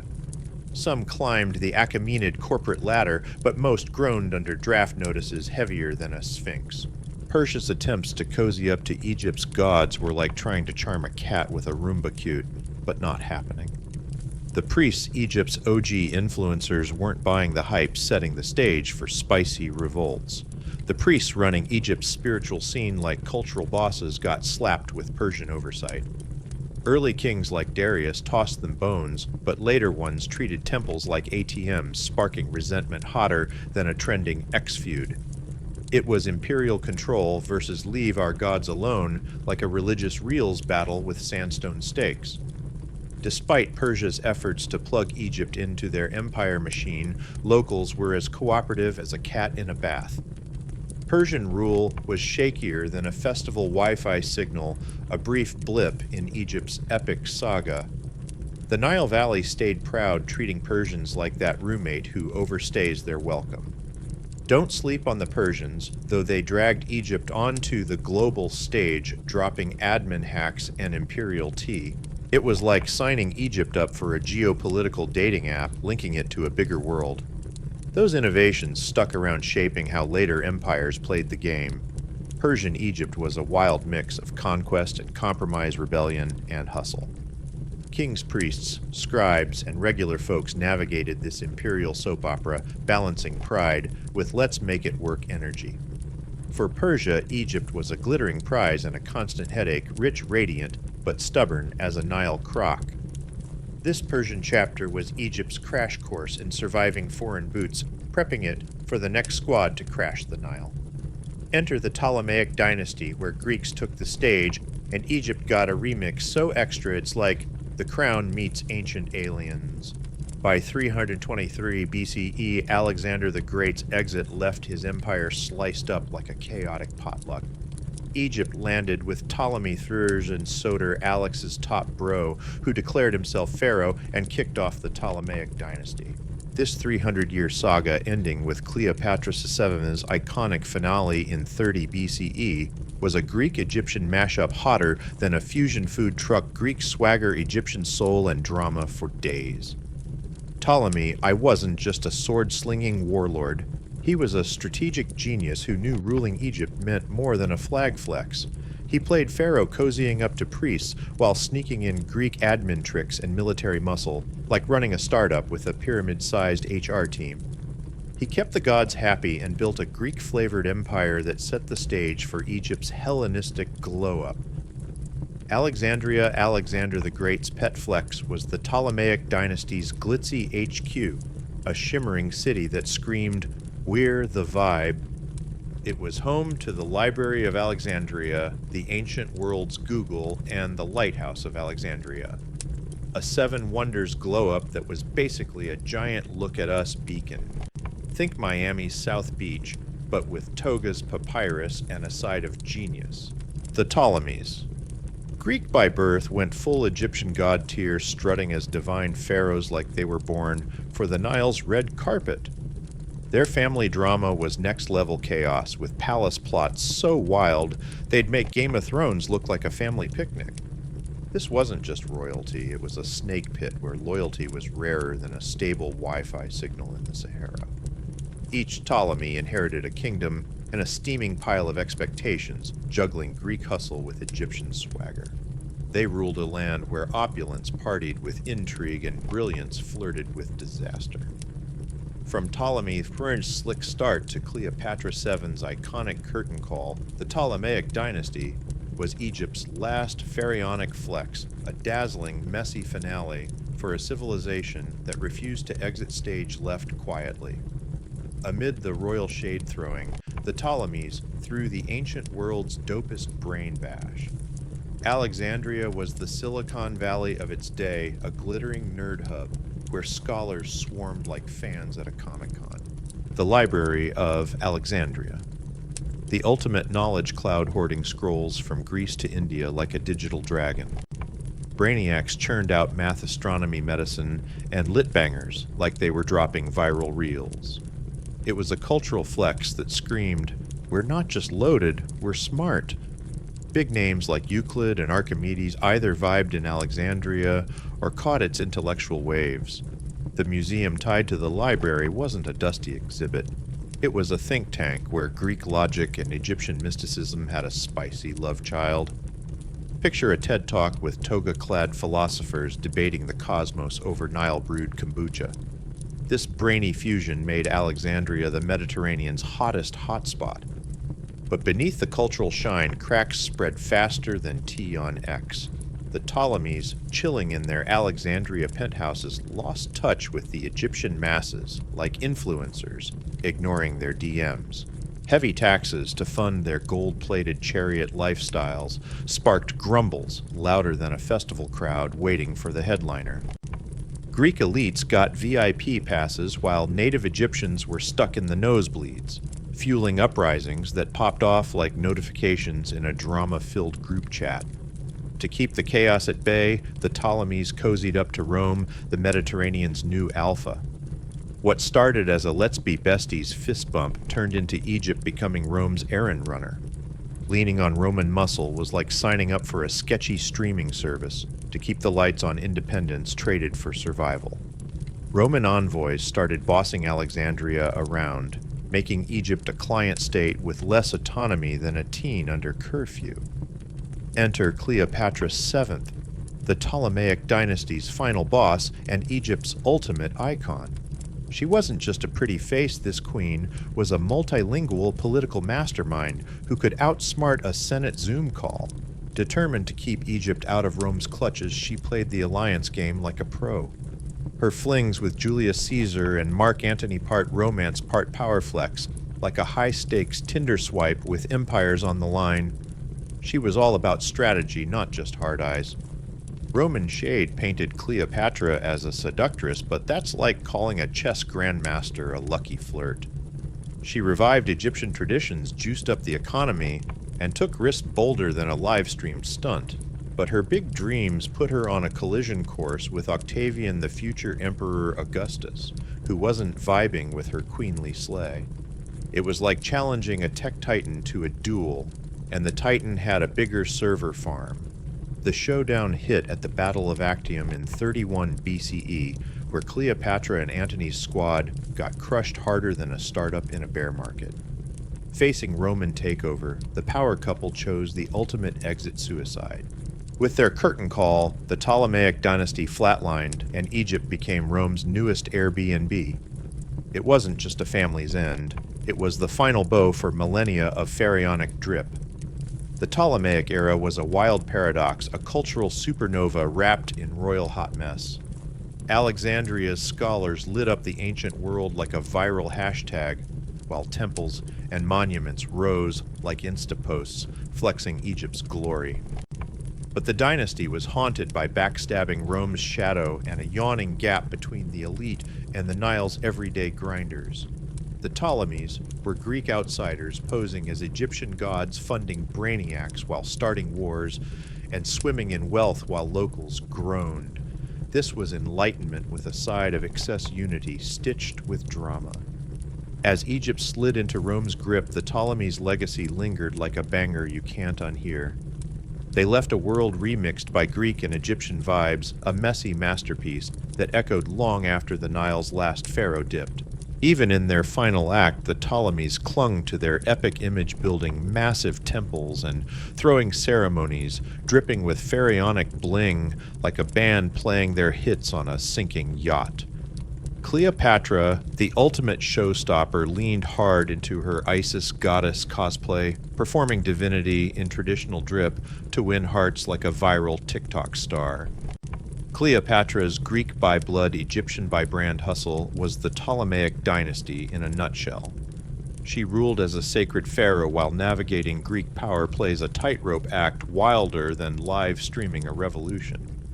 The Ptolemies' genius was straddling two worlds, blending Hellenistic flair with Egypt's ancient soul. Their flop. Even Cleopatra's star power couldn't keep that balance forever. Egypt Forever Remix stepped into Rome's shade, its Ptolemaic chapter, a dazzling, tragic finale to a civilization that never bowed out quietly. For a hot minute, the Ptolemies were the ultimate cultural DJs, spinning a fire mix of East and West ancient Egypt's soul with Greek innovation's shine. But by Cleopatra's era, the beat was way off.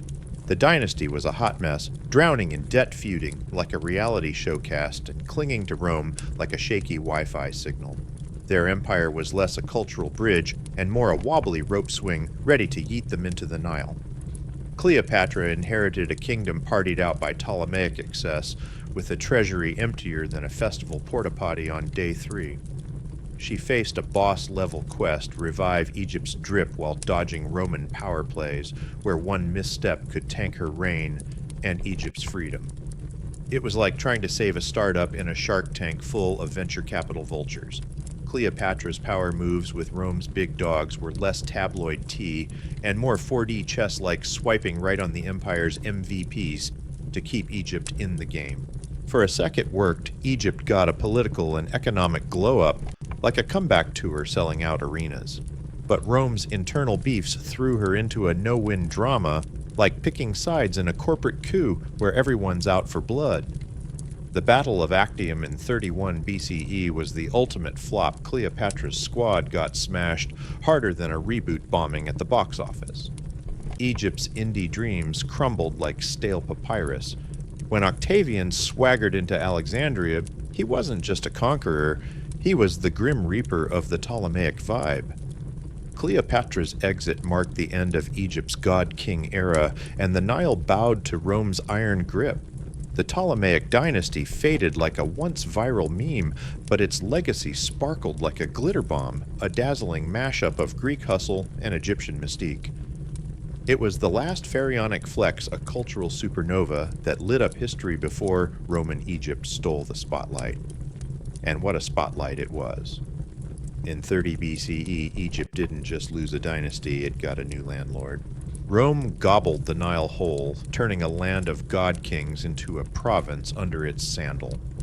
This wasn't just a takeover, it was a tectonic shift for a civilization that had been serving cultural looks for millennia. Egypt's ancient aura and fertile fields made it Rome's shiny new toy, a jackpot in the imperial casino. Rome didn't just snag dirt, they bagged the ancient world's beating heart. Egypt's legacy from pyramids to scrolls made it Augustus's crown jewel, like scoring the Mona Lisa in a game of imperial monopoly. The road to Roman Egypt was paved with Cleopatra's high-stakes gambles, a soap opera of ambition and betrayal that handed Rome the keys. Cleopatra had played her charm like a poker pro, but her Roman bets pulled her deeper into their political quicksand. Her moves were less romance novel and more desperate LinkedIn networking with warlords. Even her hustle couldn't outrun Rome's power struggles, setting the stage for a new empire to take the Nile's wheel. Caesar's 44 BCE exit sparked Rome's civil war with Mark Antony and Octavian, duking it out like influencers fighting for the top spot. Their clash peaked at Actium in 31 BCE, where Octavian's navy sank Cleopatra's dreams faster than a bad tweet tanks a brand. By 30 BCE, the Nile's power couple was out, and Octavian strolled into Alexandria like a CEO sealing a hostile takeover. With Cleopatra's curtain call, the pharaoh's saga ended, and Egypt became Rome's latest province. Octavian soon. Augustus didn't hand Egypt to the Senate like some random outpost. He claimed it as his personal flex, a move bolder than buying a private island. Egypt's new chapter was under Rome's eagle, not its ancient gods. Augustus ran Egypt like a micromanaging tech bro, installing a prefect to keep it locked down. This wasn't just admin, it was a power play to stop Senate bros from using Egypt's riches to stage a coup. The prefect was Augustus's hype man, ensuring Egypt stayed Rome's cash machine. Why the obsession? Egypt was Rome's pantry, its Nile fields, pumping grain to feed the empire's hangry mobs. Losing it would have sparked riots faster than a Black Friday stampede. Augustus knew Egypt was the plug for Rome's stability, like a modern-day oil pipeline with divine aesthetics. Augustus played it slick-schmoozing Egypt's elite while keeping a steel grip. He kept Ptolemaic systems, but tweaked them like a new app update, nodding to local vibes to dodge revolts. It was like a corporate rebrand, keeping the logo but gutting the C-suite. Roman Egypt was born a remix of ancient mystique and imperial muscle, ready to fuel Rome's flex for centuries. On the surface, Egypt's spiritual groove kept humming. Priests chanted, temples sparkled, and gods got their daily props. But Rome was ghostwriting the script, swapping local flair for a bureaucracy stricter than a DMV line. Alexandria, though, stayed the Nile's superstar, a cultural blender where Greek, Roman, Jewish, and Egyptian vibes mixed like a smoothie on max speed. Built by Alexander and pimped by the Ptolemies, Alexandria was the ancient world's NYC, gritty, glamorous, and always buzzing. Its library, despite some battle scars, was the OG knowledge hub like Wikipedia with scrolls and swagger. The port, a Mediterranean beast shipping grain, glassware, jewelry, and exotic swag from Africa to Asia, like Amazon Prime before Jeff Bezos was a twinkle in history's eye. Rome gripped Alexandria like a golden ticket, a gateway to the east, and a flex of imperial drip. Legions lurked nearby, ready to squash any shade, while diplomats sweet-talked the Greek-speaking locales. It was carrot-and-stick governance smile for the selfies, but keep the swords sharp. Still beneath the city's shine, Egypt was a powder keg of inequality ready to pop off like a trending X feud. Rome's tax collectors were greedier than a reality TV producer milking drama. Peasants slaved under levies heavier than a sphinx, grinding fields like gig workers with no tips. The grain had to flow to Rome's breadbasket, and prefects didn't care if farmers were eating sand. Meanwhile, Roman-aligned landowners lived like influencers in gated villas sipping wine while the masses threw side-eye. No wonder revolts flared under emperors like Vespasian, and Trajan Rome squashed them faster than a bad TikTok dance. Rome's rule was cold-blooded, like a corporate takeover slashing vibes and budgets. Peace came with a catch resentment simmered like a stew left on high. Egypt became Rome's training ground, where admins sharpened their game and generals tested new plays. Fortresses sprouted along the Nubian south and desert west, turning the Nile into a militarized Airbnb with a no rebels sign. Alexandria wasn't just Rome's shiny Nile penthouse, it was a spiritual startup hub where Christianity dropped its first viral track. With a buzzing Jewish scene and Hellenistic brainpower, the city was a petri dish for big ideas, birthing the Alexandrian school of theology, like a divine Shark Tank pitch. It set the stage for faith's next big remix, but the old gods weren't ready to ghost just yet. Heavyweights like Origen and Clement of Alexandria were the Elon Musks of early Christianity, firing off ideas that shaped church debates like trending X threads. Meanwhile, Egypt's ancient temples kept vibing, playing their ritual hits like a band on a farewell tour. But Christian emperors flipped the script, turning the old god's spotlight into a fade-out. After Constantine's Edict of Milan in 313 CE, Christianity snagged the imperial VIP pass. Pagan temples canceled and defunded like a reality show nobody watched. By Theodosius III's late 4th century reign, non-Christian worship was officially yeeted. Luxor, Karnak, and Philae turned into ghost towns, or got church makeovers, and hieroglyphs went silent like a meme page, losing its last follower. Roman Egypt wasn't just a political or economic reboot, it was a spiritual earthquake.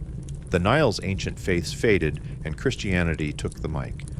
Rome's grip locked in from Alexandria's chaotic docks to the dusty fields, weaving imperial vibes into every Nile nook. Egypt, once ruled by god-kings, was now a cog in Rome's machine, its legacy a bittersweet mix of glory and grind. From Alexandria's wild streets to the Nile's chill villages, Roman Egypt was a land of contrasts, blinged-out wealth and back-breaking hustle, old-school chants and new-school creeds. Rome milked its prize for grain and clout, but Egypt's soul, stubborn as a camel, never fully bowed. It was one chapter's end, and another's kickoff scribbled in sandstone, and the Nile's eternal flow. Rome's Nile penthouse was a VIP lounge pumping grain and drama, with Augustus playing micromanaging DJ. Prefects acted like overzealous bouncers, turning Egypt into Rome's cash ATM. But running this gig wasn't all papyrus scrolls and Nile cruises. Romans dealt with locals as ornery as a sandstorm camel, plus some spicy curveballs that kept their togas twisted. Desert bandits were the real headache, think ancient biker gangs with scimitars instead of Harleys, raiding oases like they were hitting up a food truck. Romans not about to let a good caravan get jacked built watchtowers and forts, turning the desert into a high-stakes whack-a-mole. It was less epic conquest and more chasing goons with spears, but it kept the spice and incense flowing to Alexandria's markets. Egypt's economy was a double-edged sword. The Nile's floods made it a grain machine, feeding Rome's bread-obsessed mobs like an ancient DoorDash. But managing those floods, like predicting a toddler's meltdown, messy and stressful. Romans revived old irrigation tricks, appointing water bosses to wrangle canals and dikes, dodging farmer shade, who treated tax bills like personal attacks. City life was a cultural smoothie. Alexandria's streets popped with Greek poets, Jewish traders, and Roman suits bickering over chariot parking. But rural villages pure grind. Local scribes juggling Demotic and Greek were the unsung IT crew, keeping the system online, logging land deals and temple tithes, while side-eyeing Roman auditors with their clipboards and bad vibes.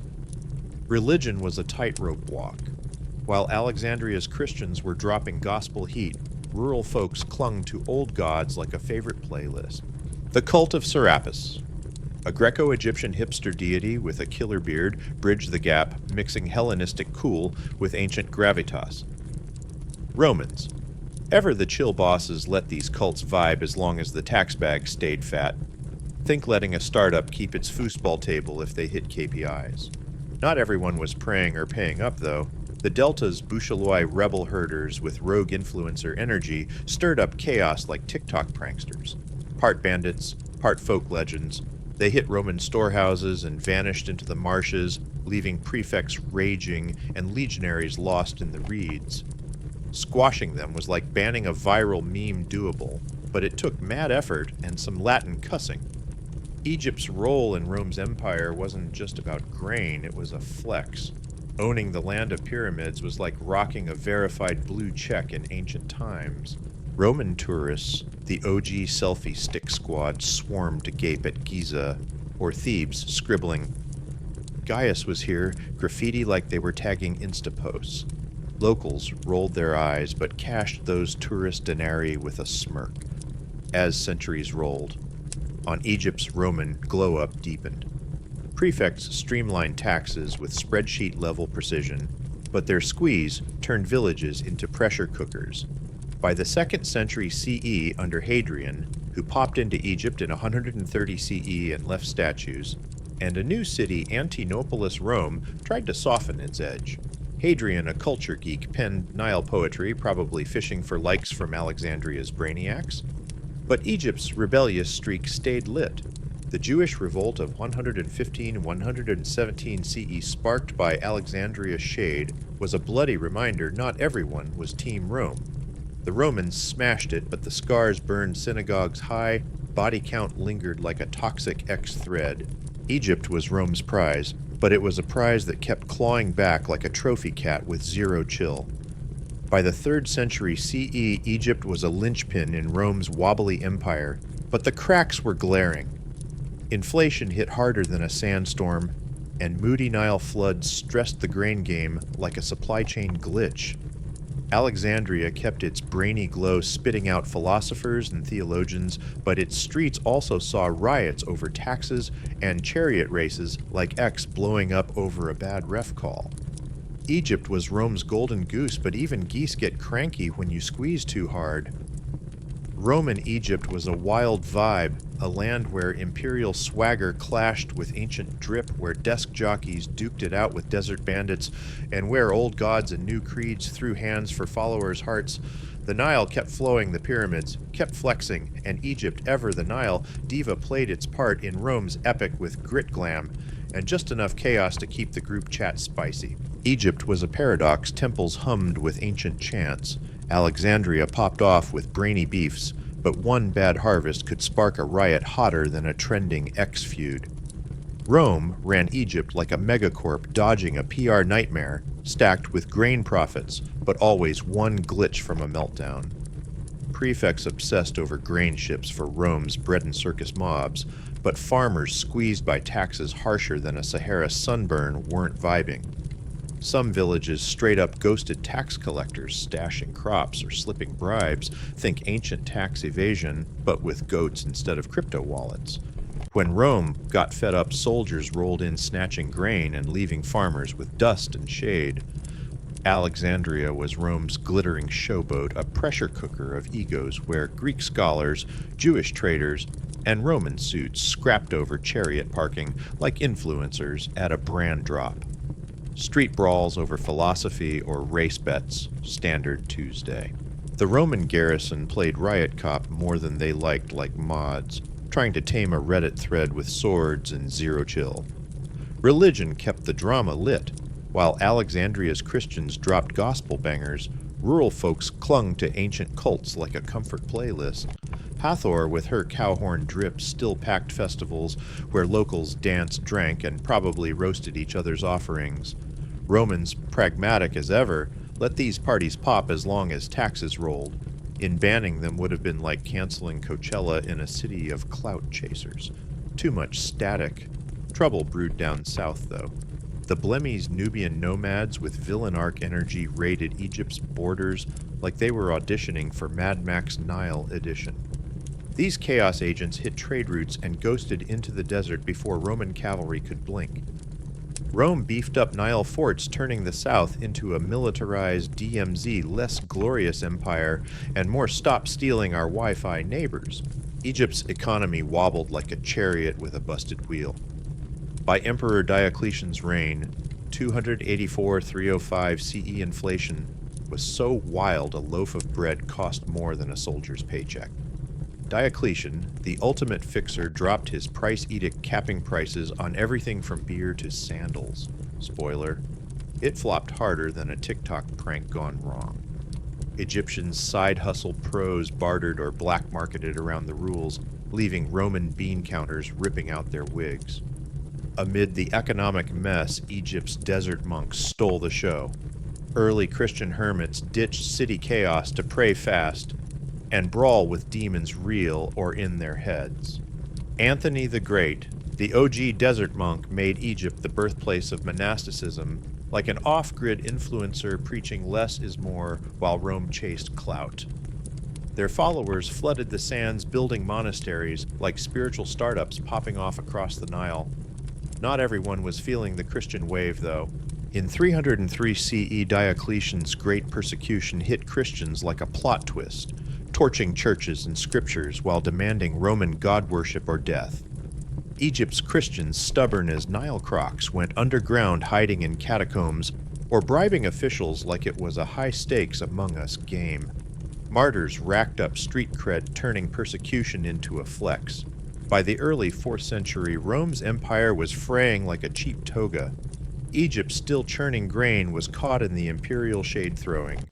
Constantine's pro-Christian pivot flipped the script with Alexandria's bishops like Athanasius becoming theological rock stars, sparring over doctrines, while pagans grumbled about their temples turning into churches.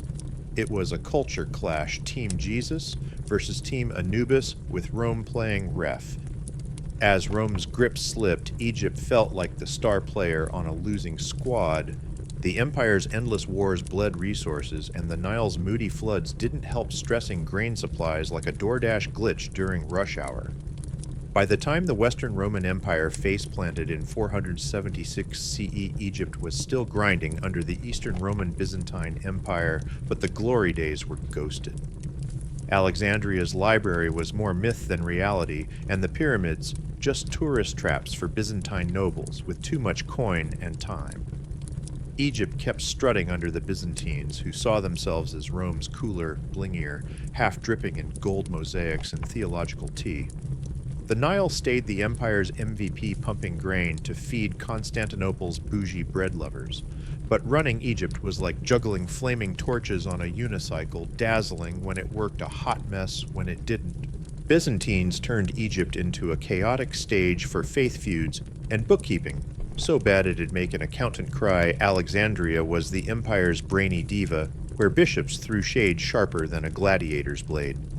The Council of Chalcedon in 451 CE split Christians into Team Orthodox Byzantine Stand Squad and Team Monophysite Egypt's homegrown crew, vibing with Christ's one divine human nature. Egypt's Monophysites, stubborn as a camel in a sandstorm, gave Constantinople's decrees a hard pass. Bishops turned churches into hype rallies, with sermons doubling as protest bangers, like an ex-flame war with incense and no word limit. Out in the sticks, Egypt's villages were a whole different mood. Farmers slaved under Byzantine tax collectors, working Nile fields like over-caffeinated ants. The empire's shiny gold coin, the solidus, was the hot currency, but peasants bartered with grain or tea. Local bigwigs rocking Byzantine titles like pagarch played mini-lords collecting taxes and settling beefs while skimming the top like shady crypto bros. The system rolled on barely like a chariot with a janky wheel. The deserts were popping with chaos thanks to bandits and Beja raiders, Nubian nomads treating Egypt's southern borders like their personal arcade. Byzantines, not about to chase goons through dunes, tried bribing tribal leaders with gold and clout, like paying a loud neighbor to chill their playlist. When bribes flopped, forts like Dodecashoinos bristled with archers slinging arrows and unchristian shade to keep the raids at bay. Egypt's trade game stayed lit. Alexandria's docks were a 24/7 bazaar, unloading Ethiopian ivory Indian pepper and Arabian frankincense like an ancient Etsy drop. Merchants haggled in Greek Coptic and a dozen other tongues, making the city a linguistic smoothie blender. The real cash, though. Textiles Egypt's linen and wool were the empire's haute couture, snatched up by Constantinople's elites like limited edition drip at a hypebeast pop-up. Religion wasn't just faith, it was a power flex. The Coptic Church, born from Egypt's Monophysite defiance, wove itself into the Nile's soul like a viral TikTok trend everyone follows. Monks and nuns sprouted like influencers, building monasteries that doubled as community hubs, schools, clinics, and shady tax shelters for locals dodging Byzantine auditors. The Copts' knack for mixing faith with daily grind made them Egypt's cultural glue. But the Byzantines weren't winning any popularity contests. Their pray our way, or bust vibe, rubbed Egyptians raw. In 570 CE, a governor named Aristomachus tried to bully Monophysite clergy into Orthodox mode. Big mistake. Alexandria erupted in riots with mobs yeeting roof tiles and Coptic curses at soldiers. The emperor, chilling in Constantinople with his wine, probably wondered why Egypt was always such a mood. By the 6th century, under Emperor Justinian, the Byzantines were flexing hard, chasing Rome's old-school glory. Egypt got a glow-up new churches, fixed aqueducts, but Justinian's big dreams came with a bigger bill. Taxes spiked, farmers groaned louder than a festival crowd waiting for Wi-Fi, and whispers of rebellion buzzed. The plague of 541 CE was the cherry on top, sweeping through Egypt like a bad flu season, wiping out workers and tanking the economy faster than a meme coin crash. Egypt's women were low-key legends running the show, while Byzantine chroniclers slept on them. In villages, they juggled households, wove textiles, and outsmarted tax collectors with ninja-level accounting. In Alexandria, rich widows bankrolled churches and charities, flexing clout that made bishops jealous. Take Sophia, a merchant queen who smuggled silk past Byzantine tariffs like a Nile pirate boss. These ladies weren't sidekicks, they were the MVPs holding Egypt's grind together. As the 7th century hit, Egypt was a ticking time bomb. The Byzantine-Sasanian War, 602-628 CE, saw Persian armies snatch Egypt in 619 CE, strutting into Alexandria like uninvited hypebeasts. Byzantines clawed it back a decade later, but the grind left everyone gassed. Egypt's loyalty to Constantinople was shakier than a palm tree in a sandstorm, with Copts side-eyeing Orthodox meddling like not my vibe. Enter the Arab armies in 639 CE, charging in under General Amr ibn al-As like desert rock stars. Byzantines, distracted by their own tea, threw punches but folded faster than a cheap toga. By 642 CE, Alexandria waved the white flag, and Egypt slid from Byzantine clutches into the Islamic world. The Nile, ever the survivor, swapped one empire for another, its ancient soul unbothered but ready for a new script. The Byzantine era was a fever dream of faith fights and fumbles, with Egypt proving history never sleeps. And the Nile always gets the last laugh. As Egypt stumbled into the 630s, CE Byzantium was clinging to the Nile like a kid gripping a popped pool float. Constantinople's emperors draped in gold and ego saw Egypt as their grain-dispensing ATM, but locals were over it. Picture a Nile-side sitcom Byzantines as clueless landlords, Copts as snarky tenants plotting to dodge rent, and everyone bracing for a finale wilder than a chariot race on Black Friday. Alexandria was still the empire's dazzling diva, but cracks were showing like a fixer-upper lighthouse. Markets buzzed with gripes about Byzantine price hikes, and traders swapped tales of tax collectors greedier than a festival scalper. Taverns were hotter than a desert noon, with philosophers and fishermen debating if Nile fish outshined Constantinople's politics. Spoiler fish slayed. Out in the boonies, farmers were the real heroes, coaxing grain from moody Nile floods while dodging tax collectors like they were dodging spoilers. They hid crops in sneaky stashes or miscounted sacks with Oscar-worthy innocence. When a Byzantine suit showed up, villages vanished faster than a TikTok trend, leaving auditors with nothing but dust and shade. The Coptic Church was Egypt's rebellious, pulse-pumping defiance like a hype playlist. Monophysite priests in robes fresher than a festival fit preached resistance to Byzantine dogma, turning churches into protest dens. Some bishops stashed swords under altars ready for an ancient Ocean's 11 vibe. Byzantines tried to shut it down, but it was like banning a viral dance challenge. Good luck. Nomads kept the desert drama popping. Beja tribe's cousins of the Blemmies raided caravans with pirate-level swagger, hitting spice routes, and ghosting before Byzantines could blink. Forts got beefed up, but Beja crews just laughed and dipped like TikTok pranksters dodging mods. These raids kept Egypt's southern trade routes spicier than a falafel with extra hot sauce. By 639 CE, Egypt was a lit fuse ready to pop, with Byzantium wobbling like a chariot with 3 wheels. Enter the Arab armies led by Amr ibn al-As, rolling in like they'd RSVP'd to a Nileside cookout. Byzantines, caught snoozing, tried to rally, but their troops were more into dipping than defending. Alexandria's governor, probably sipping wine and checking his star chart, spammed Constantinople for backup, but help was as likely as a Sahara snow day. Amr, a smooth-talking legend, schmoozed the Copts with a deal sweeter than baklava ditch Byzantium, and will slash taxes and let your churches vibe. Copts done with Constantinople's shade were like sign us up. By 641 CE, Alexandria's gates swung open, and Arabs strutted in with new management energy, no conqueror vibes needed. As Arab flags popped up, Egypt's Byzantine era ended with a sarcastic slow clap, like a reality show finale nobody saw coming. The Nile, ever the drama queen, didn't skip a beat, carrying its ancient magic into the Islamic age. Pyramids smirked.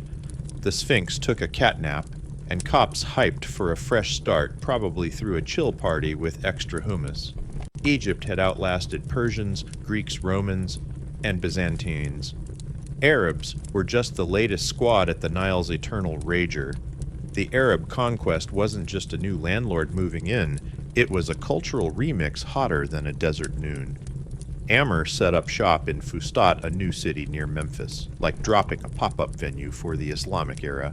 Unlike the Byzantines, our way or no way, Flex Arabs played it cool, letting Copts keep their faith and traditions as long as they paid the jizya tax like a Netflix subscription for non-Muslims. It was a smart move, keeping the Nile's vibe chill while the new bosses settled in. Egypt's markets kept serving looks, with Alexandria's docks buzzing like an ancient Amazon hub. Arab traders added new spice, literally linking the Nile to Red Sea ports, and beyond, like upgrading Egypt's trade game to prime status. Mosques sprouted alongside churches, and Arabic started creeping into the linguistic playlist, mixing with Coptic and Greek like a multilingual TikTok collab. The transition wasn't a clean cut, more like a messy fade, with old-school Egyptian vibes blending into the Islamic groove. Rural life stayed gritty, with farmers still grinding under taxes now collected by Arab governors instead of Byzantine suits. But the Copts, with their church as a cultural anchor, kept their identity popping. Monasteries doubled as resistance hubs, where monks scribbled defiant manuscripts like OG bloggers spilling tea. The Arabs, too busy building their empire, let these spiritual side hustles slide, as long as the grain kept flowing. Women, as always, were the Nile's secret sauce. In Fustat, traders like Fatima ran textile stalls, haggling with merchants while dodging tax collectors with ninja-level charm. Rural matriarchs kept villages tight, weaving linen and roasting officials with sass sharper than a sphinx's claws. These queens didn't just survive, they thrived, holding Egypt's heart together like a viral reel's stitch. The Arab takeover didn't erase Egypt's ancient drip, it gave it a new filter. Hieroglyphs were out, but Coptic art and architecture got a glow-up, with churches sporting Islamic-inspired arches, like a cross-cultural fashion collab. Egypt's Jewish and Christian communities kept their hustle, adding layers to the Nile's cultural smoothie. It was like Egypt's history was a playlist on shuffle-blending old bangers with fresh beats. The Nile's new Islamic chapter wasn't all smooth sailing. Byzantine holdouts and local rebels stirred shade, and the Umayyad caliphs who took over post-conquest had to flex to keep Egypt in line. But Amr's diplomatic finesse set the tone: less bow or bust, and more, let's make this work. By the 650s CE, Egypt was a key player in the Islamic world. its grain and gold fueling Damascus's rise like a startup landing VC cash. Egypt's story under Arab rule was a testament to its eternal slay. The Nile didn't just survive, it thrived, soaking up new vibes while keeping its ancient soul. From pharaohs to caliphs, Egypt proved it could roll with any empire like a diva who nails every costume change. The pyramids still stood, the Sphinx still smirked, and the Nile kept serving as history's ultimate hype woman. And that's the tea on Egypt's wild ride through empires, from Persian tax tantrums to Ptolemaic family feuds, Roman grain grabs to Arab conquest cool. The Nile's seen it all and still slays. Egypt wasn't just a place, it was a mood. A survivor, a sassy queen who kept flexing no matter who crashed the party. So grab some falafel, blast those ancient bangers, and toast the Nile. This river's story is still dropping hits. Smash that like button, subscribe for more historical shenanigans, and catch us next time for another dose of history. But make it extra peace out from the pyramids, fam.